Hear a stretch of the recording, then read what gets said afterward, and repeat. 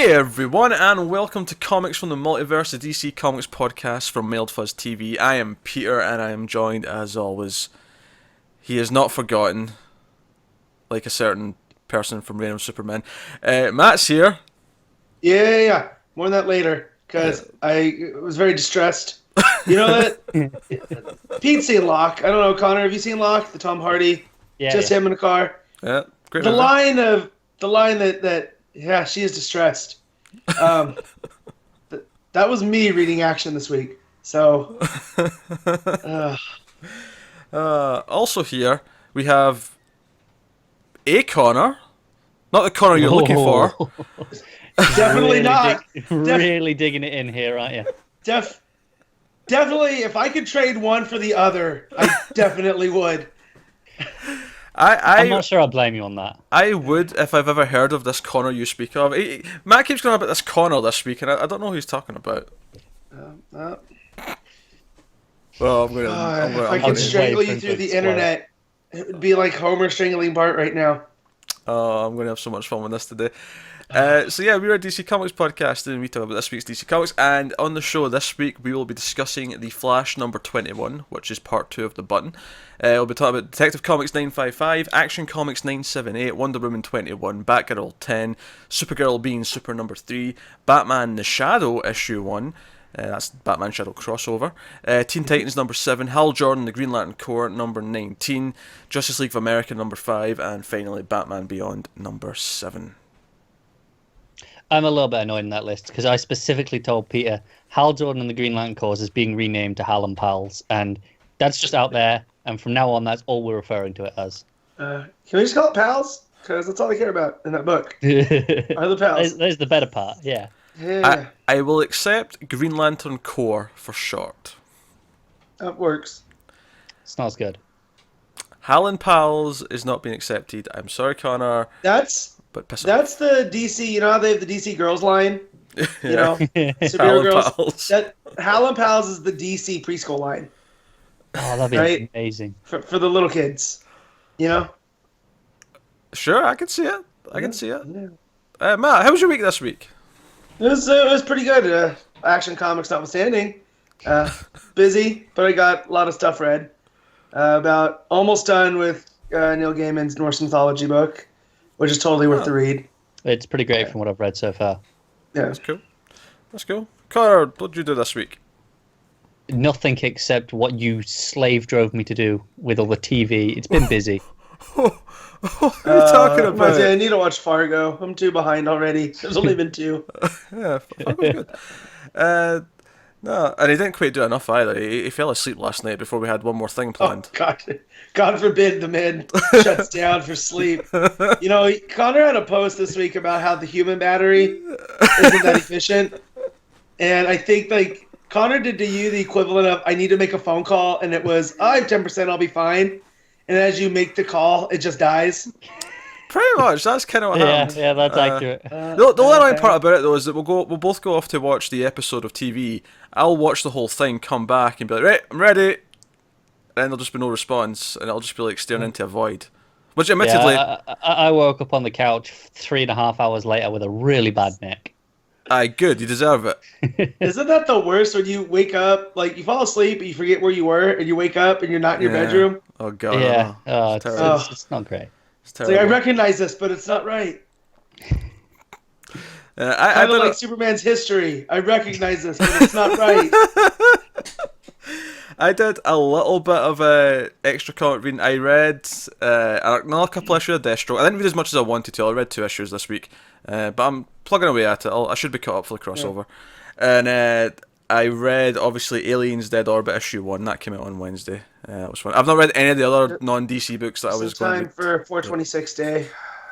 Yeah, LV 426, Alien Day. Although, the most exciting thing I did this week, media-wise, was I've been watching Mystery Science Theater 3000, the new season from Netflix. I've watched a few episodes of that this week, and I have been loving it. It's been great. Can I watch that without having any foundation in the original? Oh yeah, sure, absolutely. Okay.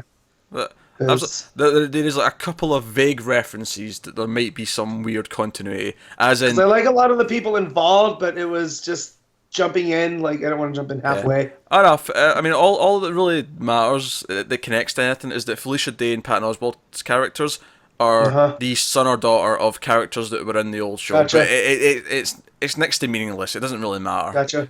So it's just for the name's sake more than anything. Good. So now I got that to watch. I got the new Bill Nye show. I got way too much to do. But no, that was good fun. So I've been into that. So that's been cool. But no.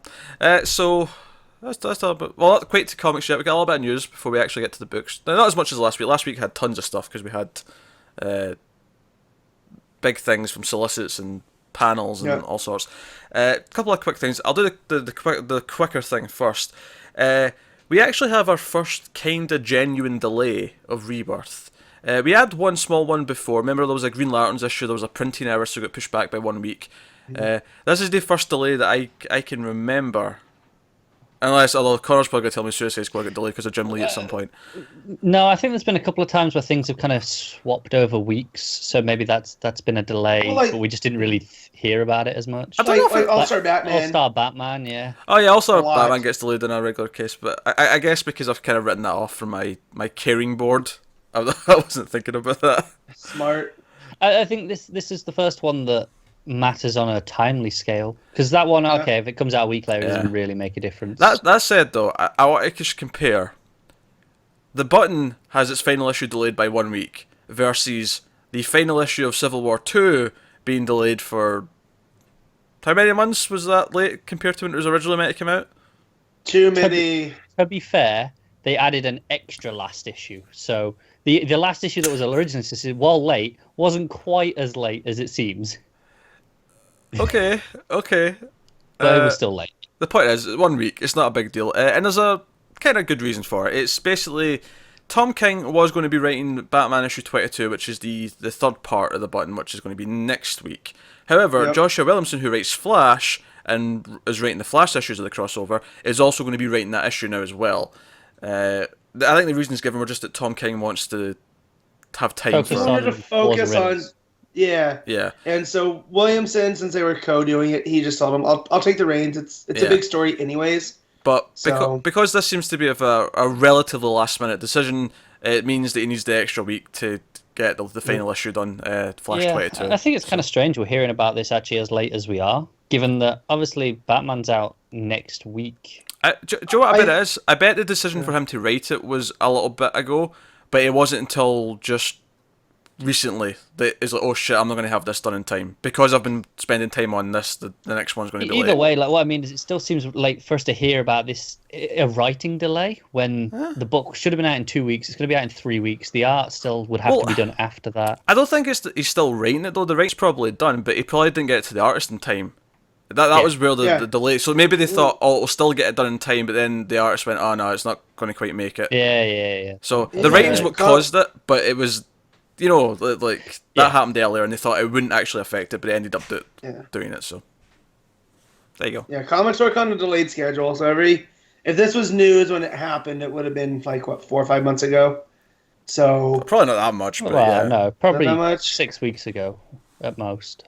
Yeah, well, it's either way, way, it's a bit hard. It doesn't impact it that much. It's a bit harder to say how advanced these things are now because we're the double shipping. Because they're letting artists get ahead of some of the arcs so they can keep up with the schedule.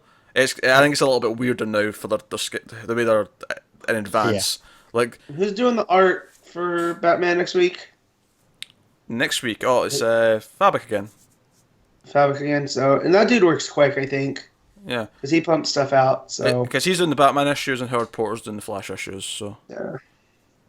So no, so not a huge deal, but so Flash 22 has been delayed by a week, meaning that, incidentally, that means that the Button will end on our 52nd episode.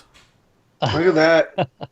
That couldn't actually have gone any better, could it? Yeah. No. So that's exciting. That'll be fun. So that's cool. The other news, which is a bit bigger, although it's only bigger in potential because they've been very vague about the comics aspect of this.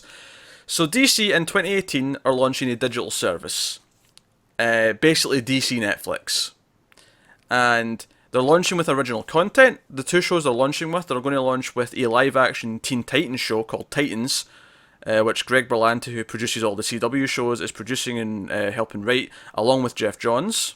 He's been tweeting rather heavily about that, actually. Yeah, he was tweeting, "Oh, I'm excited to be writing this tonight." And we know Dick Grayson's going to be the lead character, the lead of the team. I think it was just well, he should be. Today. He tweeted a picture of the whole team. He was like, "Oh, it's good to be writing again."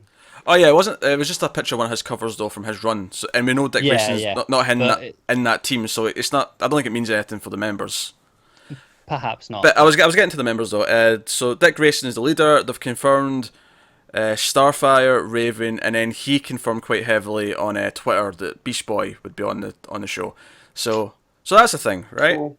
Also, season 3 of Young Justice is going to be called Young Justice Outsiders, the animated series. That's going to be exclusive to this service. So that's your shows. That's what they're launching with exclusive content. Presumably they'll have old shows as well on there and stuff like that. But they'll obviously we read this and go, surely there's going to be a comics aspect to this. If you're going to make a DC specific like subscription service, putting a Marvel Unlimited style thing into it for DC Comics would be perfect. The articles had one sentence that said it'll be multiple digital content including comics. That's all it said. It didn't give us any details. It didn't say it'll be a 6-month delay like Marvel Unlimited. It didn't say anything like that. So we don't know to what extent this affects comics. But I think we should actually just say as well, we're assuming it'll even be something similar to Unlimited, because there's nothing that hints at that. This could be just the digital first ones, they go on there or something like that. That could be all it is. Maybe they do exclusive, like in the same way they're doing original content with the TV. Maybe they do something exclusive for this. That's it. It also couldn't even be that. It might just be, you'll get comics on it, but it'll be like a rotating library of like 10 books or something like that, or it'll be.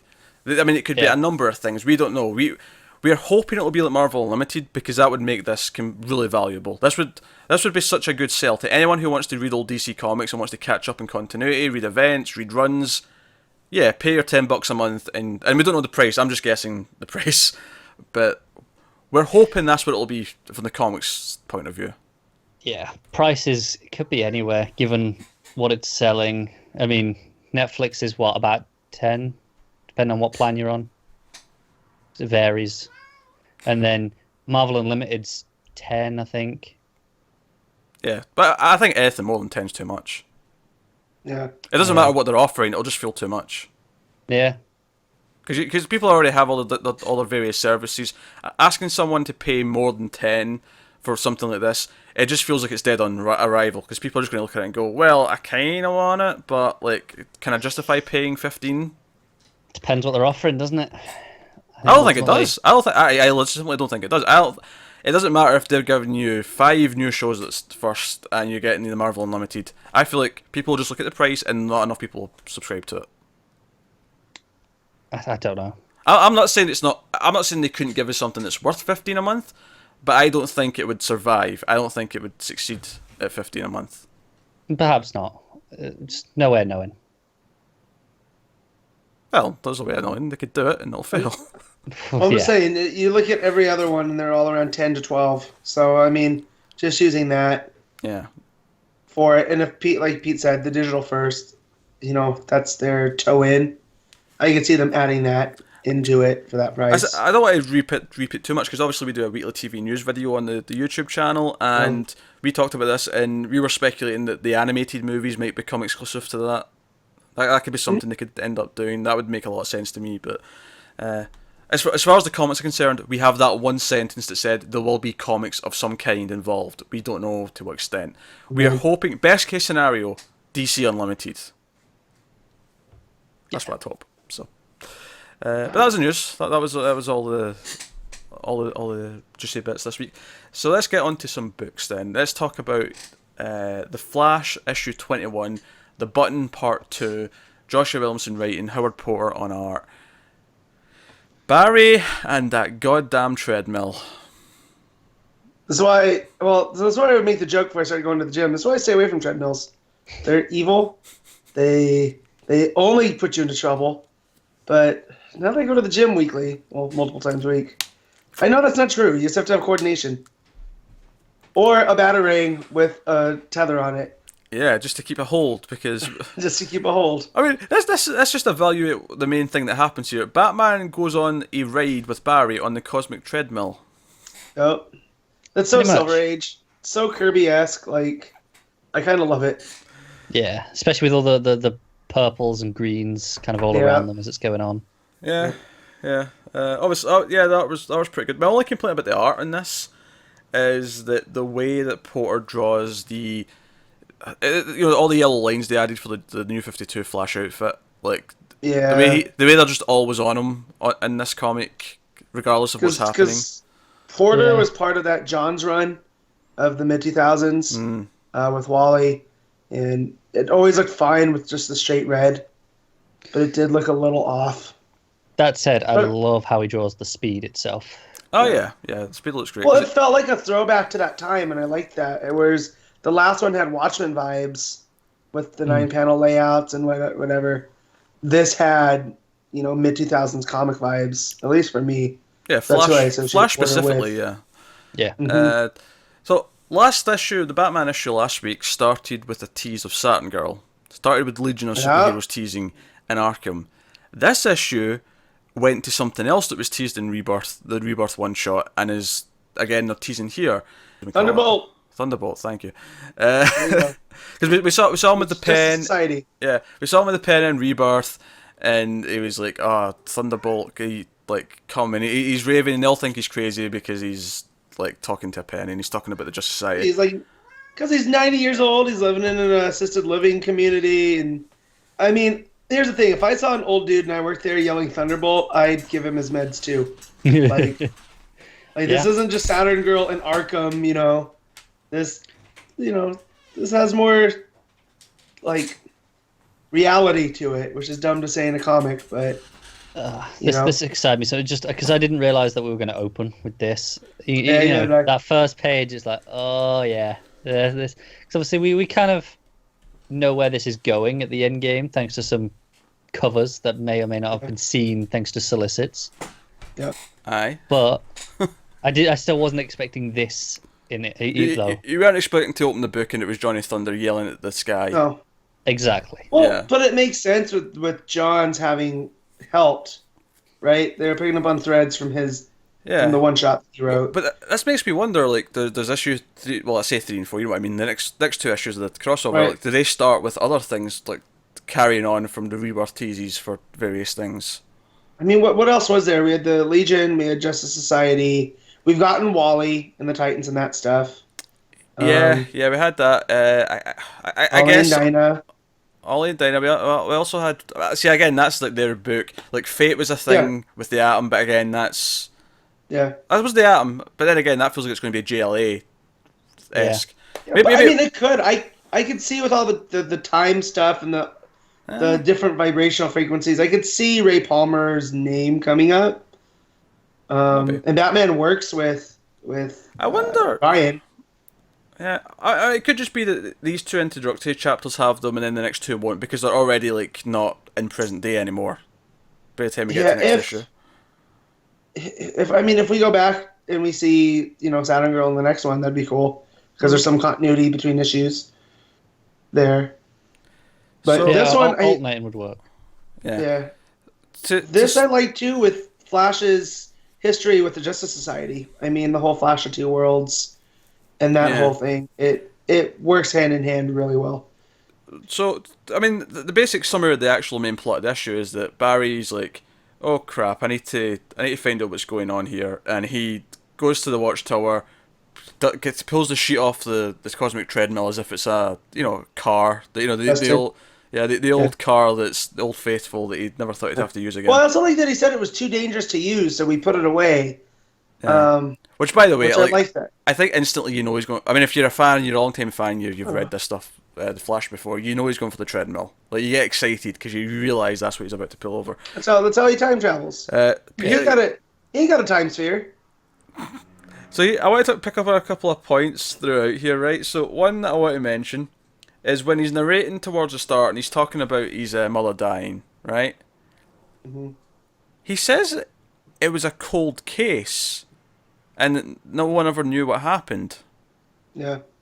He does not mention his father going to jail for the crime.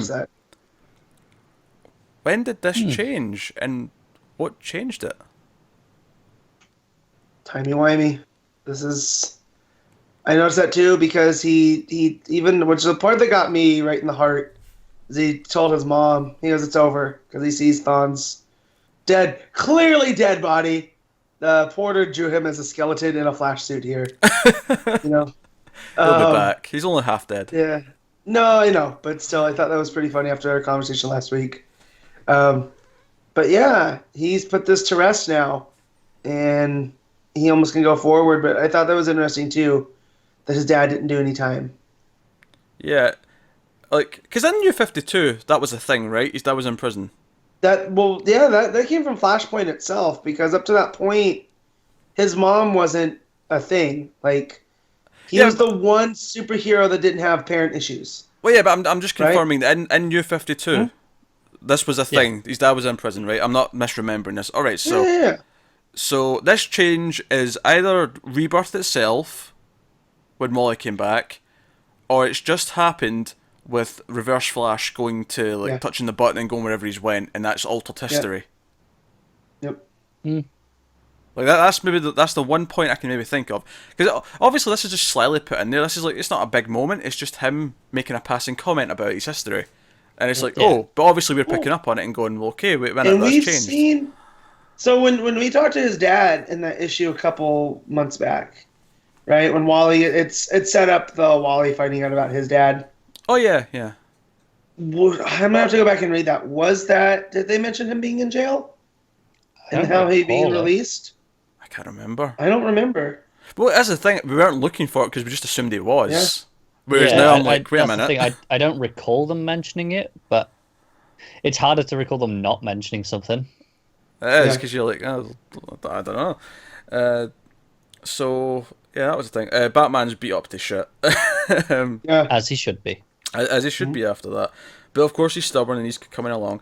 Now, obviously, we're going to talk about the page. Well, several pages, but the one main one. It's when Barry goes into the Watchtower and we see this room full of collectibles. It's almost like the Watchtower's, like Batman has all these things in the cave from various things. Yeah. It's almost like that in the Watchtower, of various items and costumes. It's like a lost and found. Yeah, that's what they call it, isn't it? The Hall of Lost and Found. The Hall of Lost and Found. Why not just call it the Lost and Found? No, it's the Hall of Lost, because it sounds more prestigious. It's because Hal named it. Yeah. That's Hal why. calls it the Hall of... Yeah, there's a tongue-in-cheek aspect to it. Aye. That's why Hal has no pals. I looked over at this page. This was my first read of the week. And I'm sitting there eating breakfast. And I ended up losing time and not finishing the issue because I was looking over these pages. And... Yeah, you have the Viking Princess boat right there in the back. The time ship, yeah. Yeah. Well, me and Connor were talking about this during the week, actually, right? And we were saying, all right, we're going to name like half the things, and then Matt's going to come in and whip out his DC knowledge deck and name everything else. Yeah. So I got to pull up the page again. What we have a model of Skeet. We have a Dr. Fate helmet. We have what looks like a Raven costume in the back. We have... we have the bug. We have a Martian Manhunter costume. There's a giant purple egg. Do you know what this giant purple egg is, Matt? It looks like Egg Foo, in 52. Remember? Oh, right. There was that egg guy on Oolong Island. That's what I thought that was. Looks like a spotlight of some kind. I thought that was more a mirror, because it seems to be on like a crystal base, like the fortress style crystals. Yeah, I can see that. There's something in a yellow glass sort of box that's moving around at super speed, by the looks of it, or at least quick enough that it's not still. Yep. Yeah.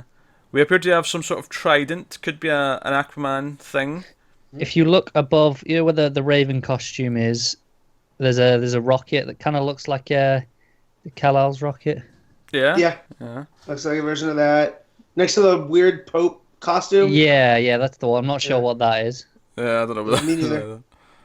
You have Manhunter's costume in front of the egg, which I thought... Yeah, Martian Manhunter's outfit. Yeah. That's weird. Given that we've not seen him really... No. If at all. Right next to Raven's, it looks like Zatara's turban that he wore in like early issues. Yeah. I think a lot of this stuff is just Easter egg fun.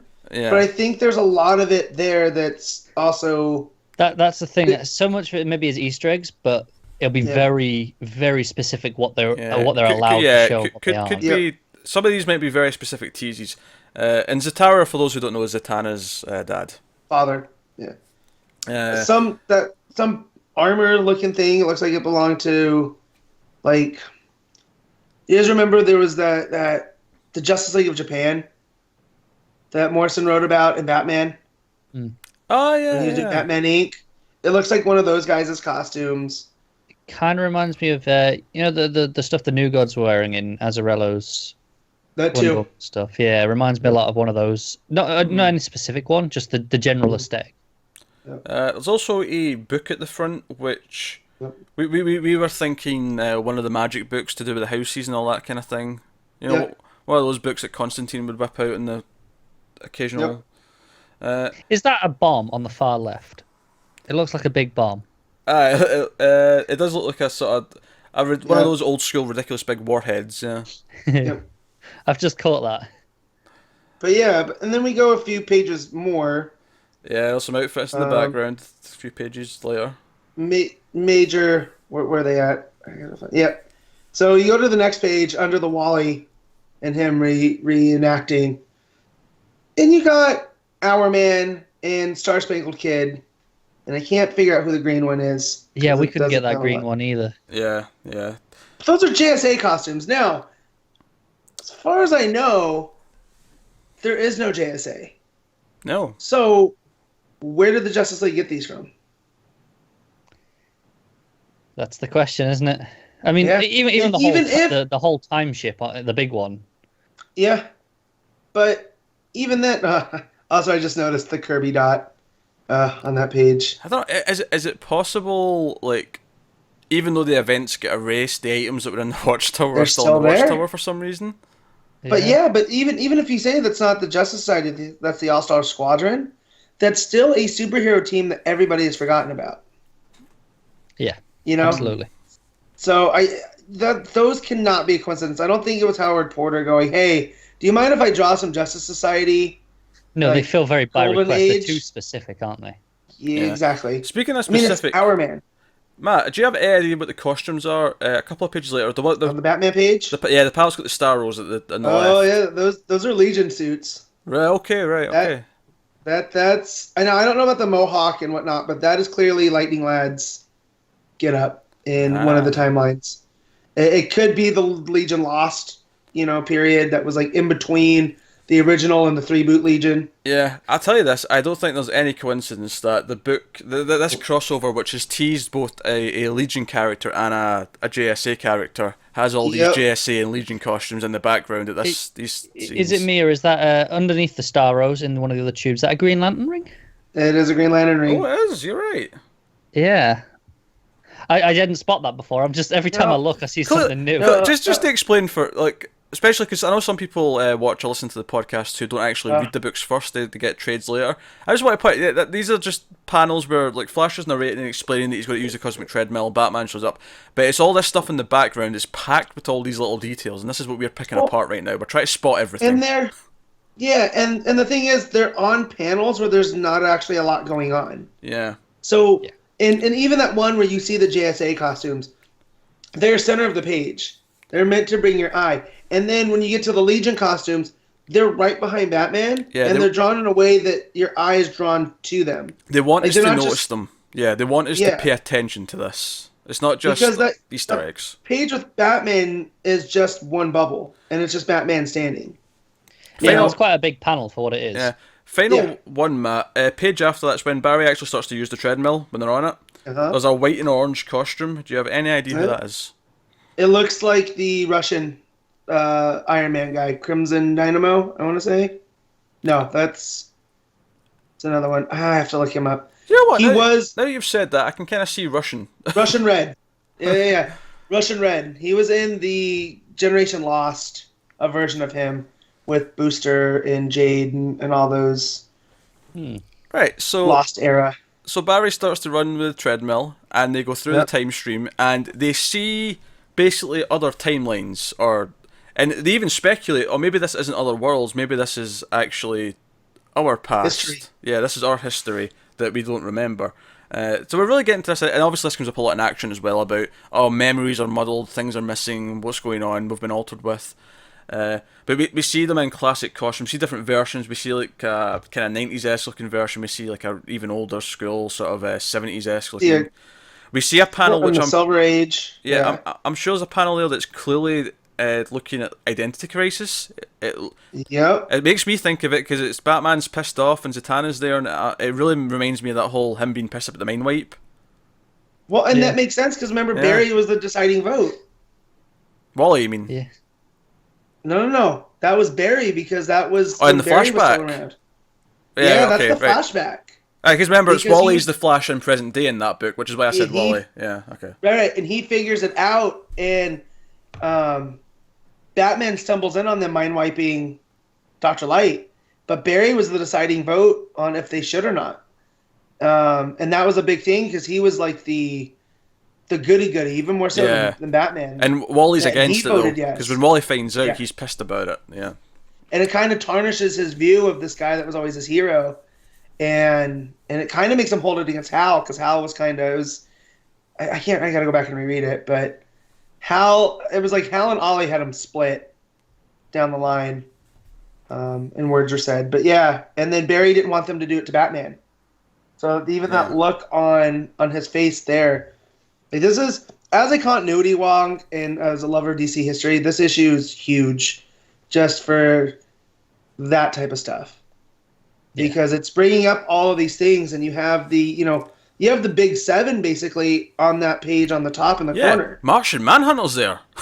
and Aquaman, and then when you add Batman and Flash right there, it makes it and then you look over at the next page and it's the Silver Age because look at Barry's belt, and even Batman's blue cape and cowl. That's super series. Yep, and Wonder Woman's look to it and whatnot.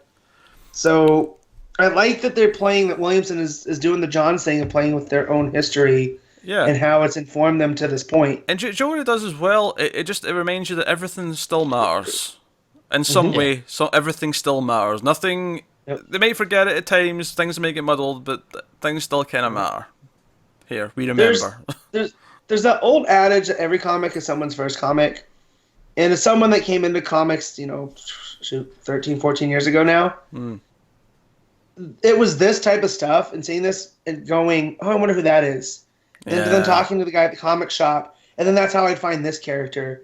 And it goes, and so when I hear people online complaining that this is just written for the old fanboys, it's like, well, no, like, this might make somebody want to go check out Identity Crisis or a Silver Age story that they're now packaging up in trade paperbacks and selling right next to the Rebirth stuff.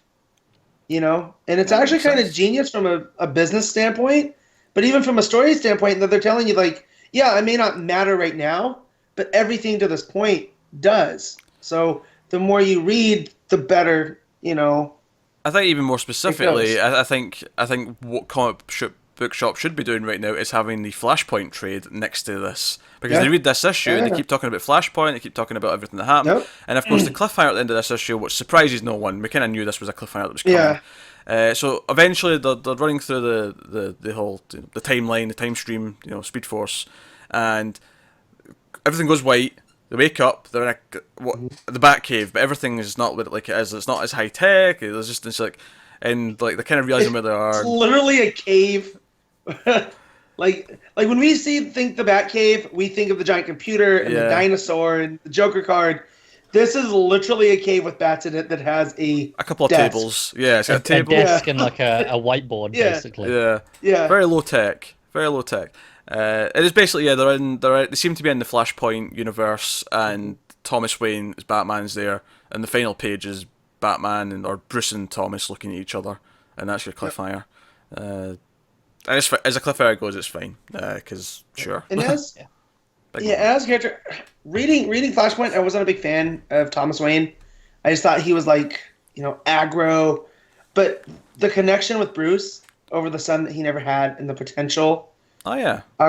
That's why I loved the Azzarello mini, the Batman one, because it fleshed him out a lot, And this idea of the hope that there was a better world where he could die instead of his son, and his son was a better person than he was because he wasn't killing people and so on. Like that idea of him like getting this glimmer of hope because out there somewhere, his son's doing better than he ever could. There was some inspiration in that. So them interacting here should be interesting. Like how does Batman feel when he finds out this version of his father's killing people and so on? Like how did those conversations go? This begs the question too: what point in Flashpoint have they crashed to? Because he knows about Bruce, but it was my understanding that Flashpoint wasn't an alternate history. It was created by the real world. But that begs the question: does it stay existing? Even though it got fixed and we went back into the universe and Pandora and presumably Manhattan manipulated things, because it was created, did it keep existing? Did Barry just leave it and it kept going? So at that point, does it then become an alternate reality instead of just a timeline? Right. Man, I love this stuff. Some people hate it. Some people hate it when you start talking about timelines. Like, oh, this is goofy. Stop it. Yeah. But I that's think what I've always. Go ahead, Connor. I was just going to say, Flashpoint is probably essential reading over the next week if you've not read it. Yeah, which I think if I have time, I might reread Flashpoint. Pull the issues out. I just organized all my comics, so you know where they are now. I know where Flashpoint is because I marked the box Flashpoint because I was still a huge completionist, so I read everything. Every miniseries during Flashpoint. Everything, but I read a lot of the minis. I didn't read all of them, but I read a lot of them. So I have it basically half a comics box that's just Flashpoint. A short or long? Know where it's at. It's a short box because those are more. But I have 17 short boxes of comics in there, so yeah. Of course you do. All right, is there anything else we would like to talk about in the Flash 21 before we wrap it up? Writing was good, and the art. I like seeing Howard Porter draw Flash. So Joe, I thought it was really funny. Joe, we were comparing it to the 2000s Flash run, Jeff Johns' run. Mm-hmm. What I think is funny is that I've heard people complain that the one complaint I've seen about this issue is that it's too much exposition from Barry in narration, and that made me laugh because that's the exact same complaint that I remember people saying about Jeff Johns' Flash comics. Yeah. So I almost just had a little chuckle and went, "Well, that's good then." Yeah, because there's the phrase Jeff position, because Johns would always, because again he writes this is everyone's first comic, so if you pick it up, and it's never that encumbersome. Like I would complain about Green Lantern because it was the same, or Green Lanterns, or at the early of the Rebirth because it was the same dialogue every time. This at least is different enough that it just catches people up on what's going on. Yeah, it's always contextual. Like if something affects something that's going on, he will mention it in his narration, kind of thing. That's typically how Johns does it. And there was also the running joke, of course, that every issue of Green Lantern started with "My name is Hal Jordan, and I'm the Green Lantern of Section 2814." Yep. Every single time. But no, this was another enjoyable issue. I think I preferred the last issue of this crossover a bit, just because the action of it was so tense. It was all about the countdown of this fight. The emotion in the fight was a lot more palpable, whereas here it was more about, okay, now we actually have to do some plot things. And it's funny how the Batman issue is packed with action, and then the Flash is packed with moving forward. Like, meta-wise, it works. Yeah. I think last week was probably a better comic, like you say, in terms of as to read this one issue, it reads better. But this one did so much more for me in terms of just look at all the Easter eggs. Oh yeah, it had a lot more of that in it. Yeah. That's fair.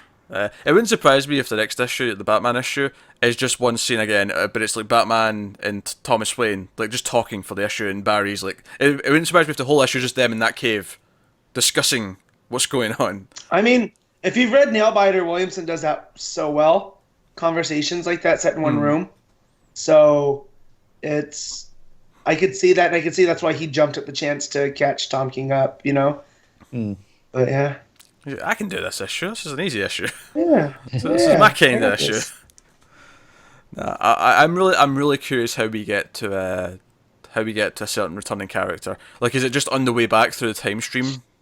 Like, he's there? Like, yeah, or do they change something when they're in Flashpoint and something happens that... And if they do change something, what else gets changed as a result? Like, does it ripple through the universe? Do we get other things changing? Yeah. Obviously, we did get the tease of that character in this issue. In Flash, So, yeah. Yeah. So it's like, okay, the seeds are already in there anyway. Now, I don't think it's going to lead to directly GSA, because we'd already know about that book by now. If this was spinning out into a GSA book, we'd know about that already. It's too late for that, but I just wonder what other universe effects are we going to see?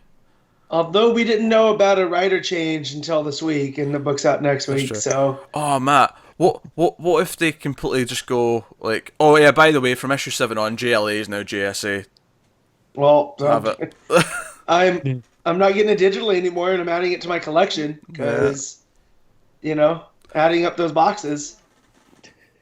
Alright, okay, so we'll have more on the button next week. We have the next part then. So that's the Flash number 21. We all enjoyed it. It was full of Easter eggs, full of fun universe stuff, and yeah, so cool throwback to the Flash era, the 2000s as well. Yeah. All right, that'll take us on to Detective Comics 955s, written by James Tynion the Fourth and art by James the Fourth, Marcio Takara. I love this issue. This was the it's not actually the last issue of the arc, but it felt like the perfect sort of follow up to the 950 issue, the story with Cass. For obvious reasons. This is a sequel to that. Yeah. So Pete, I just got to ask you: Does Barbara Gordon know that you're stepping out on her with Cassandra Cain? Because you seem to be loving the Cassie stuff more than Babs. Well, look now. First of all, there's room in my heart for 3 Batgirls, right? Let's make that perfectly clear right now. Right? Let's make that perfectly clear. Just wanted to know. I love them all for different reasons. Okay. Okay. Look at, he's got a Batgirl harem. Stop. This is getting weird, Matt. Right. So. I'm saying. No, but this was again Cass being a badass, but it was bringing that emotion into it. We see that the ballet dancer she was like spying on in the first issue. I say the first issue, the first issue of the arc. The arc, yeah. And she runs into her. She's like, "Oh, I've seen you around," and I was scared of you because that was a big thing in that issue. Is that she thought, "Oh, the monster," and she called the police. Because she was stalking the poor girl because she doesn't have context for human relationships. So, but the girl sort of comes to realize, okay, she was just sort of scared and she was trying to see the dancing or whatever. Yeah. And she reads this book, The Girl Who Was a Shadow, which may or may not end up being the title of this episode of the podcast. But be the shadow. Yeah, so we get this as we see how the other things are playing out. We see that Batwing and Azzarello and Batwoman have been stripped naked and are chained underground. I'm starting to love Luke Fox so much. Like, he's entering Guy Gardner in Booster Gold, just flippancy level. I can see it. He's getting up into the fun dickishness. Exactly, because he's just like, yeah, we tried everything, but you're more than like, please, if you got a key hidden somewhere in there, use it. Type of vibe. Well, it's funny because he says that he cracks that joke about Batwoman maybe hiding a key somewhere, and then I think it's like the next scene we cut to Batman and Shiva, and they defeat Batman. They capture Batman, and she's like, "He'll have lockpicks under his skin. Make sure you remove them first." And I'm like, "Well, Batman's got stuff hidden somewhere. Step up yourself, that's why Kate." I like it. Yeah. Kate, you have a natural hiding spot for these things. Poor Batman shoving things in his skin. He's implanting things. He's cutting himself for it. Yeah. Oh dear. But no, that's a fun joke. But most of it, of course, I did like was Orphan. Go ahead. I was going to say most of it was Orphan and Cass, and it was the girl talking to her and telling her this story. And the issue in between all the other scenes of all the other characters, we had continuing from the cliffhanger from last week or last issue, is Cass going through this army like a complete and total Terminator. All of it looked great. This is where this artist kind of shined, because when it became these fighting panels, it went to simple color schemes, black, red kind of thing. And it was simplistic action too, because it was all in one panel, but you got the vibe as you're reading it. Yeah. What's going on. Yeah, it was close-ups of punches, close-ups of kicks, that kind of thing. They really played with the layout, with the double-page spread, but turned sideways. Oh, just by the way, Digital. When was the last time you saw that? That was annoying. Oh, it's a bully. Yeah, I had to lock the screen so I could I read know. it properly. I did the same. It's like, I would turn. Now you okay, feel how the just people move. that were reading digital Batman 4 in the New 52, Oh god, thinking yeah. they messed something up, not realizing that was the mission. That's what was really confusing though, that because it went down the way. So you turn it sideways Yeah. and you read down the way. On digital, it just looked like a normal page, but for some reason they'd formatted it the wrong way. Yeah. So you thought there was a mistake for a minute, and then you realised, oh, I just get it. imagine Peter moving his tablet and I move just my head. constantly slipping. Yeah, like What's going on? I was doing the same. It was like, turn it on. It's flipped. Oh crap! I gotta lock the damn thing. Yeah, but so it got to the point where, and this is the perfect thing, is she works up her courage. She realizes the moral of the story about the girl in the shadow and how to accept the shadow as part of her, but that's not all who she is. But that is a tool that she can use, and so on. And as she's leaving, the girl asks her name, and she's like, Orf Cassandra Cain. She accepts her name, right? And she's like, I'm going to be a shadow. And it's right then, in the next part of the fight, right before or after that scene, where she cuts the power and she fights in the dark against this army of the League of Shadows. And it's just like, you think you're shadows? I'm the shadow. I am. She wasn't even born in the shadows. She is the shadow. Like, she even has that over Tom Hardy's Bane. Yeah, you know. Oh no, it was a beautiful built fight scene. Like everything was just building throughout the issue. These are the kind of issues that I love. I love that these issues have like a clear thematic focus throughout. Again, like I was talking about the Batman issue from last week, where everything felt focused. It was all about this one thing, and everything flowed from beginning to end to create a mood, and that's what this did. It really feels like an ensemble thing, though, where each character is getting their own arc. And then they're the center of that arc. So this one is Cassandra's. And especially this issue, because we got cut-ins to what other people were doing. Because don't forget about the colony and that little Ulysses bastard. Oh, yeah, with Tim's costume. And even Colonel Kane's even pointing out, he's like, oh, what are you doing with that costume? Yeah. And that makes me like Kane more because, again, he respects Batman. He doesn't respect his methods. So even he's like, you don't disgrace a fallen soldier. Yeah. Like, and that's what you're doing. And so... Yeah, but then he's got a hard on when Ulysses is like, oh, I've got this new chemical bomb that we can use. Yeah. And so you kind of get to see, like, that Cassandra's the monster that Shiva made, right? Because she's so different than what Shiva is. And then that even Ulysses is the monster that Kane's made. Well, arguably, not Shiva, it'd be more Dad that made her, because she didn't really know. Well, that's what I mean. Yeah. Is that they want to distance themselves. Yeah, sure. Okay, fair. Yeah, fair. Yeah, they want to distance themselves from this creation for different ways. You know, for Kane, it's for the good. For Shiva, it's bad. You know, but I also like the Shiva because New 52 Shiva was like just weird. Like she had the weird hair blades and just it didn't feel right. Yeah, and here this feels like a proper Lady Shiva. That's a threat. It was weird and didn't feel right. Yes, welcome to New 52 costume design, Matt. I think you could have just left that. You could have just left that sentence at "Welcome to New 52." Yeah, because it wasn't just the costume design; it was the character herself, who I don't have a lot of ties to, but it just reading those issues of Nightwing, it didn't feel, it felt like an imposter Shiva. So. But yeah, a great issue. I mean, that's Detective in a nutshell, right? I mean, we've had way more hits than misses. We should mention the ending, of course. So Cass confronts Shiva. Shiva fights her. She taunts her more. Says, "Oh, you can't win this," and she's like, "Not alone." And she's like, "Oh, you'll always be alone." The book comes from behind. And we don't actually see how they get out. I just assumed that Batman was badass enough to. I mean, I think Cassie breaks the chains. We see like a panel of her breaking some chains. But I'm assuming that like Batman helped him, and he like because we don't actually see anything from him. We see him in the cave, and she's like, right, strip him down and take him here. Yeah. And then so we get this final great page of the kick comes from behind the previous page, and then we go to this, and Batman says she's not alone, or she won't be alone, and it's like the whole team standing there defiant with their clothes back on. Behind him. Yeah. So and also they're all behind her as well. Like she's still leading it. Yeah, it's still Cass as the focus, which is cool. No, I'm loving what this book's doing. It's making me care about Batwing and Azrael, which I don't think I really did before. No? No, I actively disliked Batwing by the end of his New 52 series. Well, you stuck with it, Yeah, and I I- didn't. So I I mean, did. Yeah, I didn't. I dropped before Luke Fox joined. I was with the after the top. Yeah, I stopped I for a enjoyed. bit, but then when Luke came on, I hopped back on to try it out. Mhm. So nah, great issue. Isn't it the favorite of the arc? I don't know. Arguably, it still might be the first one, but they're both. I like that they're both very similar with the dancing and the fighting. Like they both have some similar sort of things going on. They feel very much like companion issues in that sense.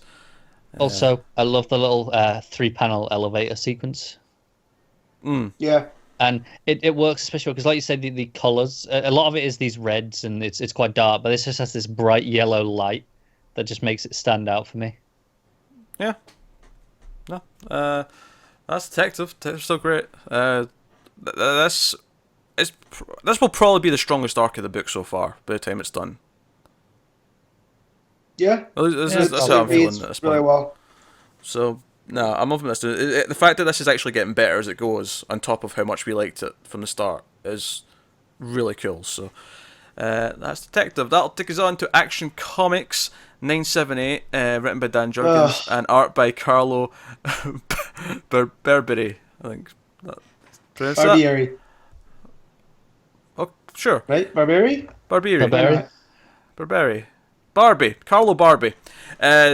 So, this was the second half of what we started last issue, which is basically Clark's in the fortress, and he's looking at the crystals to see his memories and sort of just establish where things are. So, last issue we got Smallville Live coming out as Superman and that side of things. Mm-hmm. This one kind of picks up with him actually coming to the public as Superman, and establishes sort of parts of the history in this part of the timeline, and other parts such as his death. And so, I have a question. Matt, can you hold off for 2 minutes, because once you start ranting, that's it. No one else is getting. No, I'm gonna let you guys go, and I'm gonna put in my things that aren't about that issue, because there are stuff that I did like in here. Like my UGG isn't that I didn't enjoy the issue. Yeah. My UGG, I don't like something that they did that hurts my heart.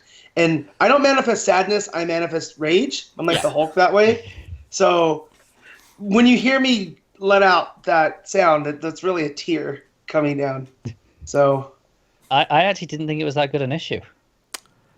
I thought I get the point of it, but it didn't work for me like last time. Last time it worked because, you know, we were watching Clark watch it for all of it, and it had this really personal connection.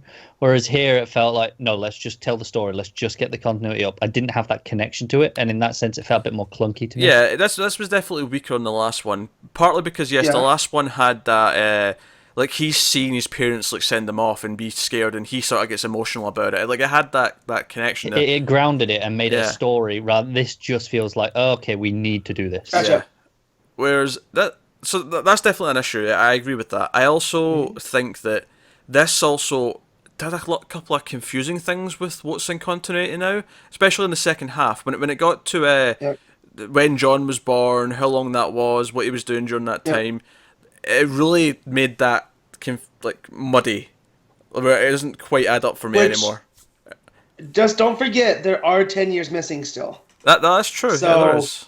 So I think there's a lot there that once we get to the end of that, we'll make that a little bit better. Because we got to remember, John as a character is only 2 years old at this point when the conversions happen. You know, 15. Yeah. So just under 2 years. Yeah. So it also feels like Jurgens was trying to get his stuff in that came from that Lois and Clark mini that he wanted. You know, he wanted to keep the Himalayan fortress. Yeah. And I thought that was a weird and choice. The black suit. Yeah. Because I was like, why do we need to keep that then? Really? Because with the Mixapidalic stuff, it could have wiped that all out, and you could have just had him. You know, and I get him laying low and moving, you know, while John's born. You know, because there's other people that could take care. But here's the thing, though. Like, John's 10, 11 years old. That implies that technically Superman for 10 years was inactive, or at least not publicly active. Yeah. Yes. Let me see what he says. Mike. So here's what I do like. I like that the coming out as Superman stuff, and there's a few bits after that. I like that that's really the secret origin stuff. Like, they're going with the John secret origin, which is cool because I like that book. And they actually even go with the specific moment from the movie. You know, the catching the helicopter. That is the first moment of him in the public eye. It's still very Secret Origin. Like, there's a lot of stuff in here with Lombard being such the jock guy and like trying to prank Clark on his first day, and even Lois with the helicopter catch, which I like. Even though Birthright's my favorite Superman origin, I can deal with Secret Origin. Well, yeah, I mean, Secret Origin takes a lot from that movie anyway, because obviously Johns and Donner. Yeah, so that was all there. So, and then everyone now at the minute, Johns is kind of spearheading, still kind of behind the scenes, is at the top. Yeah. So it makes sense to follow his direction still. Yeah, well, and because you get the Metallo look from that series, and you get the Parasite look from that series too. Yeah. You know, I like a lot of that. I just went back and looked over, and it's got Perry holding John as a baby. So I don't know if it was 10 years that Superman was inactive. It looks like he was just inactive for like 2. But I thought the whole point was that once John was born, that's when they moved and they took the sabbatical and they were like, no, we're going to take some time and do this separate. He went off-grid as Superman after John was born. But this is the weird thing. They're saying that they had the New 52 costumes because Superman, Batman, and Wonder Woman, we see all them, they seem to have the New 52 costumes for John being born. Yes. Yeah, and that's where it's getting muddy, though, because I thought that I'd missed the 10-year thing. But that's the thing, Matt. The 10-year thing's meant to be before the New 52 starts. I know. That's what I'm saying, though, is... So, I'm agreeing with you on it being muddy. Yeah. But I don't think he wasn't Superman for 10 years. Because it said that the planet needed us. And they go back, and John's clearly no more than 3? Because the way that Perry's holding him? Well, I'd say much younger than that. Yeah. So... Well, here's the thing, Matt. I didn't think him holding the bit. Well, here's my problem, though. That implies that all this stuff with the Himalayas and Blank and all that in that fortress happened like 7 years ago. Yeah, and that's what I'm saying. It feels like Jurgens just wanted to get his stuff in still, make that miniseries matter, because by the time we get to the end, that miniseries doubles back, which is my big problem. As much as I love that miniseries, the whole point of that was to show that there's a classic Superman still.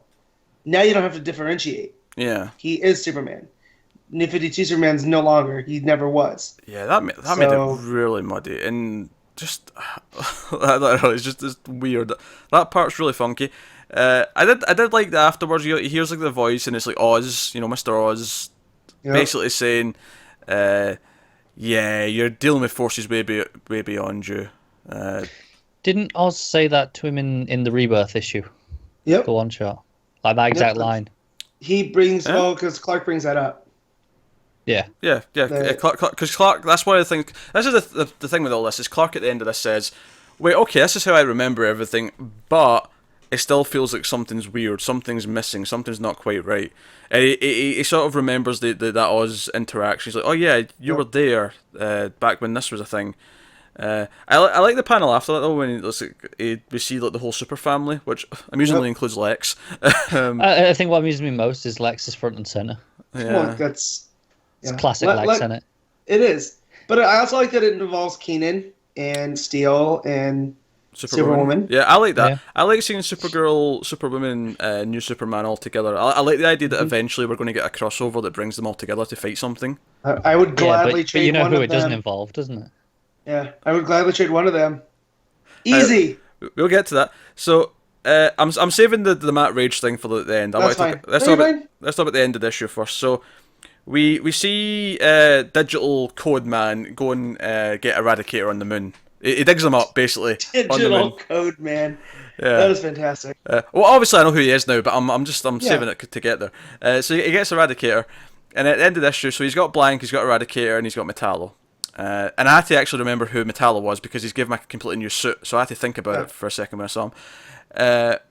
But it turns out that Digital Code Man is none other than Hank Henshaw.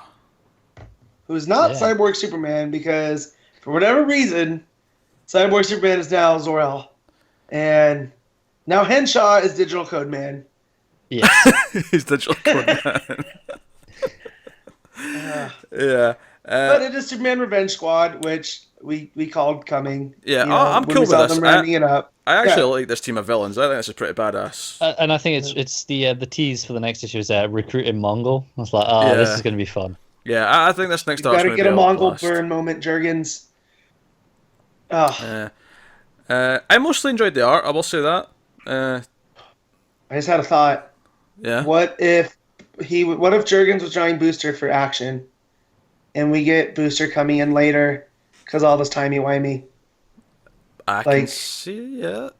As much as I would love his own mini or his own series. You don't care as long as you get Booster.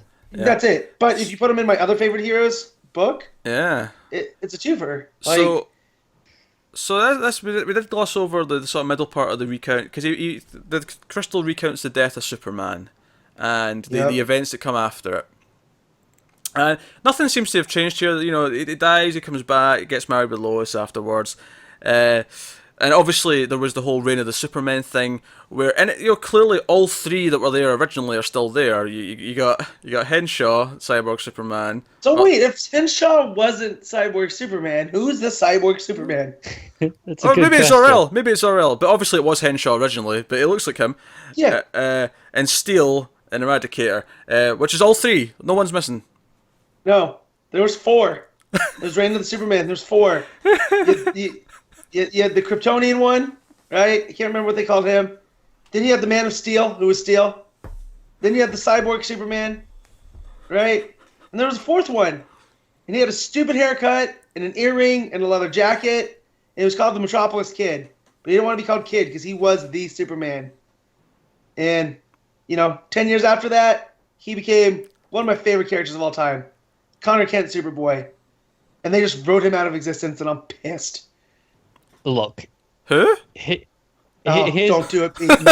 my consolation for you, Matt, is that the only good reason I can think of for them to have changed this is they're reintroducing him for a good reason. I'm going to take it out of the story and go to the real world.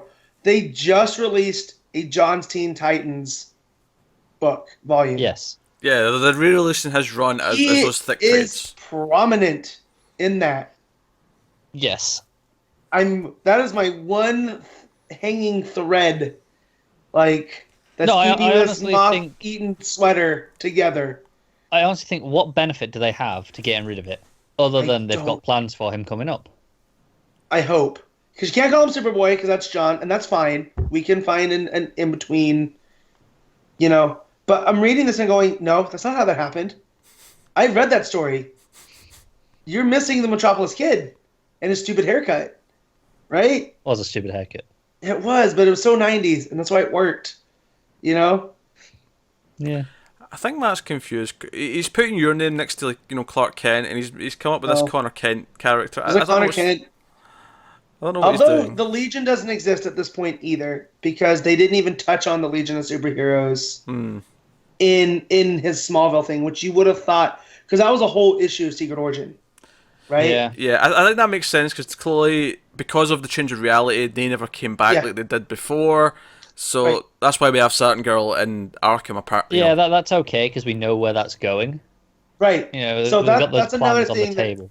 that I didn't think about when we read that issue last time, was that they kind of skipped over Superman and the Legion, and him being, the inspiration for that years to come. Which that was a big part of Johns' run on Action Comics as well. Which makes sense though that none of that's there if we don't have the Legion. Right. So Exactly. So I'm hoping. Because I read this, and I yelled in my office, and my boss came to see what I was yelling about. And I couldn't explain it, because she don't care, But this is going to become my Stephanie Brown flag that I carried after New 52. That Stephanie Brown does exist. Connor Kent does exist. He was Superboy. Now he'll be... I can't even think of a name. You can't call him Flamebird. It's kind of lame. Maybe because with his attitude, he doesn't necessarily need a name. He can just. He does, though. Yeah. Because I need him and Tim. Yeah. My favorite romance. Red Superboy. He Yeah. Oh dear. Hey, how did this beat I from can that? see him going with Superboy though, and going, but I'm the cool one. Yeah. He's the cool older brother. Here's what I think, Matt. Here's something I want to point out, Matt. Connor Kent, allegedly, if it even exists, Connor Kent has had less panel time in Rebirth than Cold Snap. I know. But we all know whose fault that is. So that was who's writing Hitch. Hitch, yeah. That's all on Hitch. Yeah. And I get that Connor Kent's redundant with you have Supergirl in the teen era and right now, and you have John taking the Superboy mantle. But he has the angst that none of those are filling still. Yeah. They're in the teen range, but they're not the angsty kid. Yeah, he's still half Luther, Yeah, Like, he's always closer to Damien than he is John. Yeah. And that's why he gets such along with Tim so well, because he's the Damien that doesn't want to, take Tim out to be the only Robin. Yeah, pretty much. Yeah. All right, that's Action Comics. Well, the mystery of the missing Connor may So- never be addressed. DC, if you're listening, there's a Connor I know that I'm willing to trade for Connor Kent. So I think it's a fair trade. Honestly, I think for the good of the world, I'd make that trade too. Thank you. I'm willing to glad. be the sacrifice. And not to drag you kicking and screaming. That's awesome. I tell you what, I will finalize this deal if I'm the one who can sacrifice him. I mean, both have no souls. I mean, one's paper and ink, and the other's a ginger. So That'll take us on to Wonder Woman number 21. Greg Rucka writing, Liam Sharp on art. 4 left, fellas. The countdown is on. Still got the annual. Oh, so yeah, good point. Yeah, 5 technically. We got an annual by Rucka. The annual is longer as well. I'm counting it as like at least 1.5. yeah. Sure. You pointed this out earlier in the week. I said, "Oh well, that omnibus is looking a little bit thicker. That's nice." Yes. So this was basically she got shot at the end of the last issue, or the last part of this timeline, and she ends up like it hurts her, but she's not down and out. She's like, "Oh, I'm going to go and punch the sniper in the face," and that's basically what happens. I did love that she drew herself out so she could find out where the sniper was firing from. Yeah. To jump up onto the building and deal with it herself. Also, great. Steve opens the van door and he's like, "Right, you want to get out of the way. I've got a minigun." Yeah. She's like, "Can you return fire, please?" And he's like, "You may want to move." So this is 21, right? Yes. 20. Rucka has taken Steve Trevor in 21 issues as a character that I really care about more than 5 years of the New 52 did with him, showing up in Justice League. Like, he's a great character. To be fair, Hitch has made me care more about Cold Snap than anything did in the entire 5 years of the New 52 either. Yeah, well, Did Cold Snap have a single appearance in the New 52 though? no. And right there's why the New 52 is bollocks. But that's the whole thing, is that they tried to make Trevor like this central character. Like, let's just call it what it was. They were trying to make him Nick Fury of the DCU. Mm-hmm. And we don't need that because the DCU is so interconnected as it is, that we don't need that central figure that brought everybody together. And if it's going to be someone, it's going to be Dick Grayson. Right, exactly. Well, no, if I'm going to compare someone to Nick Fury, I'd maybe go with The Wall. Yeah. Yeah. But she pushes people more up against each other than Fury unites. Oh, right? sure. Oh, Waller obviously. divides, Fury, unites. But I like Steve here in his relationship with Diana, and it's just he's a great character. Like here, he gets these supporting parts, but they're great moments, just like this one, and him tracking down Ferdinand with Etta was another good one. Yeah. So the main plot of this is basically Veronica Cale and Cheetah think they went to the place that Barbara already went to. Yep. An issue. Go on, say it, Matt. An issue. Issue 8. An issue 8. Yeah, an issue 8. So they go they go to this place and Cheetah's all, "I've been here before," and Wonder Woman and Steve are in pursuit. Steve's being carried like a champion. He's like, yes, lower me down. I'm an angel to be lowered. And they fight a little bit. And here's the interesting: Wonder Woman's bite, the snake bite from year 1, starts to bleed, and the blood hits the tree. This tree that's there, and it's this big mammoth tree. But I love that big page of the tree. This just daunting tree in front of them. It's not actually there until the bite, and then it becomes this big monolith. Yeah, it appears. Yeah, but once the blood hits the tree, once Wonder Woman's blood hits the tree, it goes all glowy and a portal opens, and it's like, oh, it's the passageway to Themyscira. And they all get separated. There's a bit of a jumble. Some people try and jump in there. Faceless girl jumps in there. Kale's daughter. Kale's daughter. But she's faceless. I'm pointing out she's faceless at this point in the comic because it's relevant later. Wonder Woman and Veronica Cale go in. They go into this portal. Meanwhile, we see in Themyscira stuff's going down when this is all happening. They're all ready to fight. Like, oh, if we're going to go down, if Themyscira is going to be taken, we will be in the honour of the gods. So on. As they like to say, because they talk a lot of nonsense. But what's that face for, Connor? Do you want the button? I don't think that was not nonsense. I don't think. I'm just simplifying it. As someone that loves the Viking culture, I get down with the Amazons fighting for the glory of the gods. That's all I'm saying. But so they're in there. Steve and Cheetah are outside. They're still outside the tree. They didn't get in. And I can almost see some buddy cop humor. Some buddy cop humor coming from this, because they only have one panel together, but Cheetah tells Steve to shut up, and it made me crack up. I'm like, I want them to be investigating this together. Steve and Cheetah as a little team. But yeah, so they're in, for lack of a better term, they're in the tree, and they and a nice little moment actually. Wonder Woman agrees to try and help find her daughter. It's like, and we have that panel of them like her helping her up, and they like connect hands, and it's like there's like it's like you know, Wonder Woman, passionate. She'll help. Like she's not evil, and so you know, and they go looking, and we find her daughter with her face, with her captive, with a with a very different looking Ares. He's John Hamm. That's who I read him as. Yeah, I can see it. I guess, but he's very scantily, clad, very little clothes on. He's very fit looking. He's what you think of as the epitome of a Greek god. Yeah. My question is this what he looked like under all the armor and stuff? Like, his big helmet thing. So. And, But it's much more intimidating to wear all that stuff to battle. Unless you're a Spartan and you just show up naked. I think that's way more intimidating. Less is more there. We don't need armor. There's truth to this, yes. But personally, I'm always more terrified with a big muscly naked man charging at me than I'm just saying, a naked guy shows up with a knife trying to stab me. I'm way more terrified than a guy in a full suit of armor trying to stab me. That's just me, though. Oh, dear. I mean, that depends on if this is on a battlefield or in your bedroom. So either way, it's a battlefield.